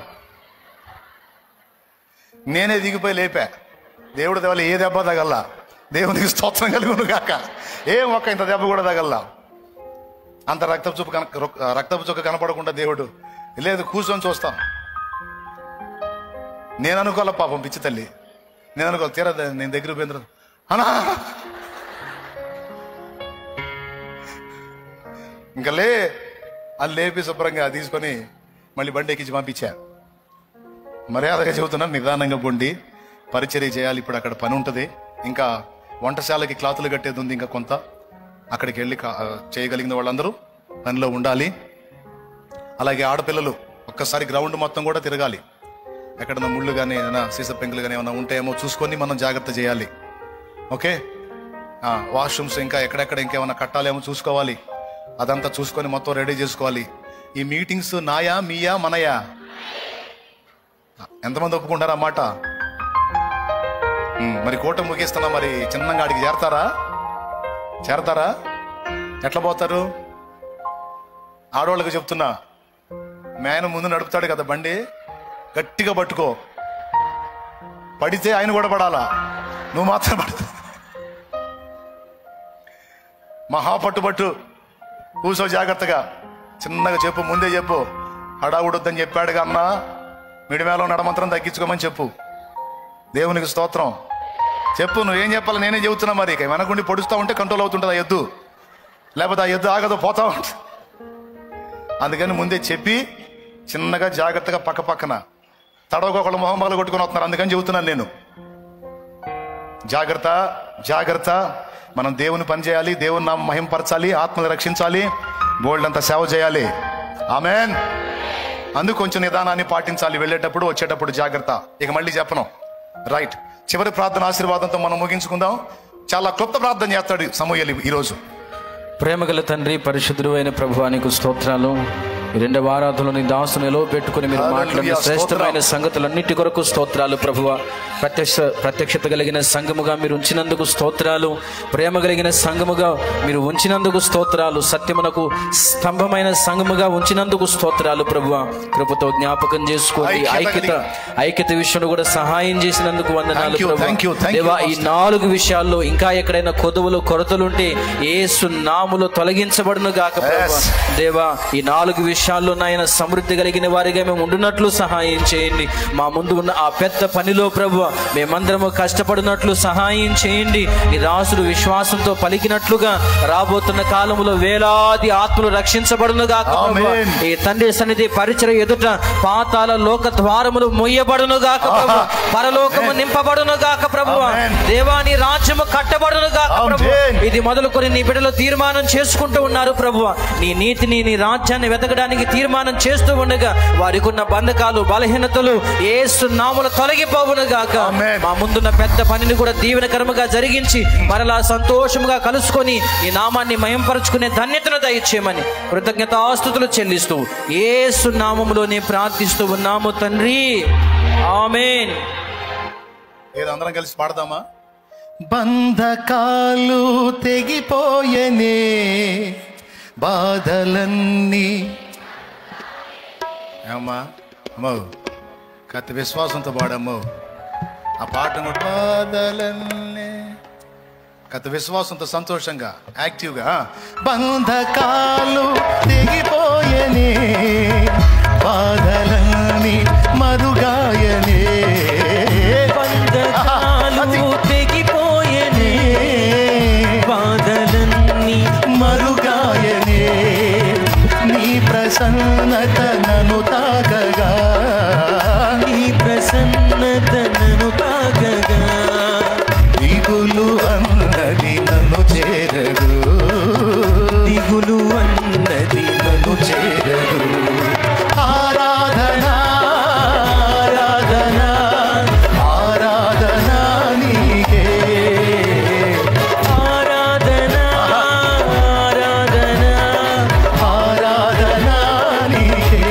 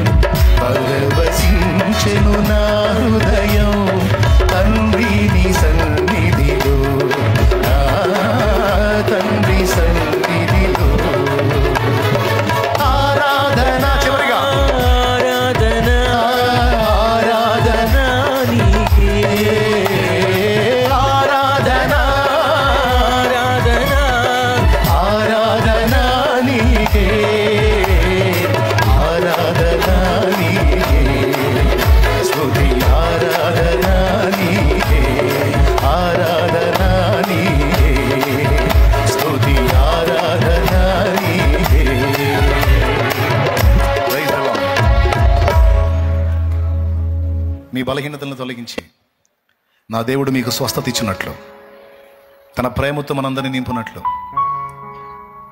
మీరు అనుభవించేటువంటి వ్యాధుల నుంచి మిమ్మల్ని స్వస్థపరిచినట్లు, సంఖ్యలు తెగిపోవునట్లు నేను ప్రార్థిస్తాను. ఒకటే ప్రార్థన. ఆ వెనక పక్క చేరుంటారు ఇప్పటికే నాకు తెలుసు. కొంచెం ఈరోజు అర్థం చేసుకోండి. బాప్తిస్మాల వాళ్ళు కూడా ఇక గురువారం నుంచి అక్కడ ప్రేయర్స్ స్టార్ట్ అవుతాయి కాబట్టి అక్కడే తీసుకోవాలి బాప్తిస్మాలు. ఇక సిద్ధపడండి. ఈ నెలలో ఇచ్చేటువంటి బాప్తిస్మాల సమయం అదే గనుక బాప్తిస్మాలకు సిద్ధపడిన వాళ్ళు, ఇక్కడ ఉన్నోళ్ళు, లైవ్ ద్వారా వీక్షించే వాళ్ళు, రక్షణ పొందగోరినటువంటి వాళ్ళు సిద్ధపడి వచ్చేసేయాలి. 4 రోజుల కూటాల్లో మీకు అవి ఏర్పాటు చేయబడతాయి. బాప్తిస్మాల కార్యక్రమం అక్కడే గనుక ఇది దృష్టిలో పెట్టుకొని సహకరించాలని కోరుకుంటా ఉన్నాను. అలాగే అందరి కోసం ఒక్కటే ప్రార్థన చేస్తాను. ఈ ఒక్కరోజు నన్ను వదిలేయండి. పోయిన సంవత్సరం అయితే చాలా రోజులు వదిలేశారు. ఈ సంవత్సరం ఏం వదల్లా. శుక్రవారం ప్రార్థన చేయించుకుంటారు. ఇందా కూటం అయిపోయినా కూడా వదిలిపెట్టలా, ప్రార్థన చేయించుకుంటూనే ఉన్నారు. ఎటు పోవాలన్నా కాసుకొని ఉంటున్నారు. దొంగోడు బతుకైంది నా బతుకు. చివరికి అండర్ గ్రౌండ్ తీసుకుని అందులో జొరబడాల్సి వస్తుంది. నేను ఏం చేయాలి? ఇక అదన్నా ప్లాన్ చేద్దాం అనుకుంటున్నాను. నేను అండర్ గ్రౌండ్ వేసుకొని వెళ్దాం కిందకని. దేవునికి స్తోత్రం కలుగును గాక. కాబట్టి నన్ను అర్థం చేసుకొని నేను విశ్వాసంతో ప్రార్థన చేస్తా. ఏదో పాట పాడండి. మాట మాత్రము సెలవిమ్ము మా బ్రతుకు మారి అని ఆనాడు శతాధిపతి అన్నాడు. ఈరోజు ఆ శతాధిపతిలోకి ఆ ప్లేస్లోకి మీరు రండి. నేను ప్రార్థన చేస్తా. ఆయన మాట మాత్రం సెలవిస్తాడు. నా తండ్రి అద్భుతం చేస్తాడు. ఆమేన్. రండి ప్రార్థన. పరిశుద్ధుడైన మా తండ్రి, ప్రేమస్వరూపేగు దేవా, నీకు వందనాలు. నా ఎదుట నిలిచిన బిడ్డలందరి కొరకు ప్రార్థన చేస్తున్నాను. వారు ఏ విధమైనటువంటి శ్రమ, వ్యాధి, బాధ, సమస్య, శోధనలో ఉన్నారో అన్నీ నీకు తెలుసు. ఎన్ని రకాల కేసుల్లో, కలతల్లో, కష్టాల్లో, కన్నీళ్లలో, ఇతరత్ర సమస్యల్లో, కుటుంబ కలతల్లో, బాధల్లో ఉన్నారో నీకు తెలుసు. ఏ రకాల జబ్బులు వారిని శోధిస్తున్నాయో నీకు తెలుసు. నేను నీ మీద దృష్టి ఉంచినప్పుడు, నీ పని మీద దృష్టి ఉంచినప్పుడు నాకున్న బంధకాలన్నీ తెంచి, అప్పులు తీర్చి, వ్యాధులు తగ్గించి, నాకు నూతన శక్తిని, బలాన్ని, ఆరోగ్యాన్ని, ఆయుష్నిచ్చి ఇంతవరకు నన్ను వాడుకున్న నా మంచి తండ్రి, నా బంగారు తండ్రి, ఇదిగో నా ఎదుట నీవు నాకు అనుగ్రహించినటువంటి ఆత్మీయ బిడ్డల కొరకు ప్రార్థన చేస్తున్నాను. వారి కన్నీరు చూడు తండ్రి, వారి వేదన తొలగించు తండ్రి, వారున్న శ్రమ నుంచి వారిని విడిపించు, వారి దుఃఖమును సంతోషమగునట్లు చేయి ప్రభువా. వారి వేదనంతా కూడా యేసు నామములో తొలగించబడాలి. వారు విశ్వాసంతో వచ్చి నీ పాదాల చెంత నిలబడి ఉన్నారు. వారి ప్రతి బాధ, వారి ప్రతి వేదన తొలగించబడాలి. వారి ప్రతి అక్కర తీర్చబడాలి. వారు పీడించబడుతున్న అప్పుల బాధ నుంచి వారికి విడుదల కలగాలి. ఆర్థిక సమృద్ధి కలగాలి. ఇది మొదలుకొని నేను మిమ్మల్ని ఆశీర్వదించును అన్న వచనం నెరవేర్చి సర్వ సమృద్ధి చేత నీ బిడ్డల్ని తృప్తిపరచమని ప్రార్థన చేస్తున్నాను. వారికి సంతాన విషయంలో దీవెన దయచేయండి. వారికి పుట్టిన వారిని ఆశీర్వదించండి. వారు ఏ బంధకాల్లో చిక్కుకున్నారో, ఏ వ్యసనాల్లో చిక్కుకున్నారో, ఏ పాపంలో పట్టబడ్డారో, యేసు నామములో వారిని పట్టినటువంటి దయ్యములు వదిలిపోవును గాక. వారిని చుట్టుకున్న సంఖ్యలో యేసు నామములో తెగిపోవును గాక. నీ బిడ్డలకు గొప్ప విడుదలివ్వు. వారి సంతతికి గొప్ప విడుదలివ్వు. వారి కుటుంబాల్లో శాంతి సమాధానాలు దయచేయి. మునుపటి కంటే అధికమైన మేలు దయచేయి. గడిచిన కాలం కంటే ఎక్కువైనటువంటి సంతోషం నీ బిడ్డలకు దొరుకును గాక. నీ బిడ్డలందరినీ ఆదరించి, దీవించి, బలపరిచి, స్వస్థపరిచి, సమాధానంతో, సమృద్ధితోని ఆ 4 దినాలు కూడా మేము నీ సన్నిధిలో, నీవు మాకు అనుగ్రహించినటువంటి ఆ మహాకూటముల్లో మేమంతా పరిచర్య చేసి, ప్రార్థించి, ఆ ఉపదేశము విని, నూతన గీతాలు విని, నిన్ను ఆరాధించుకొని, మహిమపరుచుకొని సంతోషించే కృప మాకు దయచేయమని. ఏ ఒక్కరు కూడా కీడులో పడకుండా, శోధనలో పడకుండా, శ్రమలో పడకుండా, మరణకరమైన ప్రమాదాల్లో పడకుండా మా బిడ్డలందరినీ నీ కాపుదల్లో, భద్రతలో ఉంచు. అక్కడికి వెళ్లే మార్గాన, వచ్చే మార్గాన తోడై ఉండు. దుష్ట శక్తులను బంధించు, మాంత్రిక శక్తులను బంధించు, దురాత్మ శక్తులను బంధించు, అంధకార శక్తుల క్రియలు బంధించు, సైతాను శక్తుల క్రియలు బంధించు. బిడ్డలకు స్థిమితమైన మనసు దయచే, నిదానం దయచే, ప్రశాంతత దయచే, కాపుదల ఉంచు, నీ భద్రత దయచే. విశ్వాసంతో నీ బిడ్డలు తెచ్చుకున్న నూనె నీ శక్తితో నింపి, రోగులైన వారికి అది రాసి ప్రార్థించడం ద్వారా స్వస్థత చేకూర్చు. చిన్నలు మొదలుకొని, పసిబిడ్డలు మొదలుకొని, వృద్ధులు, యవనులు, స్త్రీలు, పురుషులు, బిడ్డలందరినీ మీరు తాకి, ముట్టి స్వస్థపరచండి, స్వస్థపరచండి, స్వస్థపరచండి. నూతన శక్తి, నూతన అభిషేకం, నూతన బలము బిడ్డల మీదకి, మా మీదకి, కుటుంబాల మీదకి వచ్చును గాక. కనికరించమని పేరు పేరున బిడ్డలు నీ చేతికి అప్పగిస్తూ, అటు మీటింగ్ గ్రౌండ్లోకి వెళ్లే బిడ్డలకి, అలాగే గృహాలకు వెళ్లే బిడ్డలకి నీ కాపుదల ఉంచి బిడ్డలందరికీ క్షేమ సమాధానాలు దయచేయమని. బుధవారం నైట్ నుంచి నా ప్రభువా, ఆదివారం మధ్యాహ్నం కోట ముగిసేంత వరకు కూడా మేమంతా కూడా నీ సన్నిధిని గడుపునట్లు మాకందరికీ స్వేచ్ఛా స్వాతంత్ర్యములను దయచేసి మీరే మీ నామానికి, ఘననామానికి మహిమ తెచ్చుకోమని యేసు ప్రశస్త పవిత్ర నామమున ప్రార్థించి, కృతజ్ఞతలు చెల్లించి నిన్ను మహిమపరుచుకుంటున్నాం తండ్రి. ఆమేన్. రండి, మన ఆత్మలను బలపరుచుకుందాం. నూతన ఆత్మీయ ఆహారాన్ని తిందాం, నూతన గీతాలు విందాం. రండి దేవుని సన్నిధిలో, అరణ్యపు అనుభవంలో 4 దినాలు నిండుగా దేవుడే లోకము, దేవుడే ప్రపంచము, దేవుని ప్రజలే ప్రపంచంగా గడుపుదాం. సువర్ణ అవకాశం మనకు దేవుడు అనుగ్రహించాడు. త్వరపడి రండి. కృప మనందరికీ తోడై ఉండును గాక. పరలోకమందున్న మా తండ్రి, నీ నామం పరిశుద్ధపరచబడును గాక. నీ రాజ్యం మాకు వచ్చుగాక. నీ చిత్తం పరలోకమందు నెరవేర్చున్నట్లు భూమి అందును నెరవేరును గాక. మాకు కావలసిన అనుదిన ఆహారం నేడు మాకు దయచే. మా పట్ల అపరాధం చేసిన వారిని మేము క్షమించున్న రీతి నీవు మా అపరాధములు క్షమించు. మమ్మల్ని శోధనలోనికి తేక దుష్టి నుండి, కీడు నుండి తప్పించు. ఎందుచేతనగా రాజ్యము, బలము, మహిమ, శక్తి సర్వం నిరంతరం నీవై ఉన్నావు తండ్రి. ఆమేన్. మన తండ్రి అయిన దేవుని ప్రేమ, ఆయన ప్రియమైన కుమారుడు, మనందరి ప్రాణప్రియుడైన యేసయ్య శాశ్వత నిత్య కృప, పరిశుద్ధాత్మతోడి మనోహర దివ్య సహవాసం, సమాధానం సమకూడిన మనకు సకల పరిశుద్ధులకు, సార్వత్రిక సంఘమంతటికి సదా తోడై మనందరం నిత్యత్వంలో చేరు పర్యంతం మనల్ని నడిపించును గాక. ఆమేన్. ప్రభేసు రక్తమునకు జయం, ప్రభేసు రక్తమునకు జయం, ప్రభేసు నామమునకు సంపూర్ణ విజయం కలుగును గాక. ఆమేన్. హల్లెలూయా, హల్లెలూయా, హల్లెలూయా. ప్రభు స్తోత్రాలు. మీ అందరికి వందనాలు. ఇంకా మనకి 3 దినాల సమయం ఉంది. గురువారానికి, రేపు, ఎల్లుండి, బుధవారం వరకు మీరు ఏది చేయాలనుకున్నా, ఏది తీసుకురావాలనుకున్నా, ఏది అక్కడ పరిచర్యలు అప్పజెప్పాలనుకున్నా, ఇది టైం. ఈ 3 దినాలు చక్కగా మీరు ఈ విషయాన్ని వినియోగించుకొని పరిచర్యలో మీ వంతు తోడ్పాటు మీరు అందించండి. అందరికీ వందనాలు. దయచేసి నన్ను ఈ ఒక్కరోజు విడిచిపెడతారని అనుకుంటున్నాను. కృప మనకు తోడై ఉండును గాక. లైవ్ ద్వారా వీక్షించే వాళ్ళు, ఆన్లైన్లో ఫాలో అవుతున్న వాళ్ళు కూడా ఈ 4 దినాలు ఆన్లైన్లో ఫాలో అవటం కాదు, ఆన్లైన్లో ఆన్లైన్కి ఉంటారు. మీరు అవకాశం ఉన్నంత వరకు రావడానికి, వచ్చి ఇక్కడ ముఖాముఖి కలిసి ప్రేయర్లో ఏకీభవించడానికి సిద్ధపడండి. ట్రై చేయండి. మీ వంతు మీరు నడుం కట్టండి. 4 దినాలు మనం కలిసి దేవుణ్ణి ఆరాధిద్దాం ముఖాముఖిగా. శాలే మనం ఎక్కడో ఉండి సెల్ ఫోన్లోనో ఎక్కడో వీక్షించడం కాదు, నేను మిమ్మల్ని ఎక్కడో లైవ్లో చూడటం కాదు, జూమ్లో చూడటం కాదు. రండి, మనం కలిసి ముఖాముఖి దేవుణ్ణి ఆరాధిద్దాం. కృప మనకు తోడై ఉండును గాక. ఆమెన్. God bless you. మీ అందరికి వందనాలు, శుభాలు, దైవాశీస్సులు. సెలవు.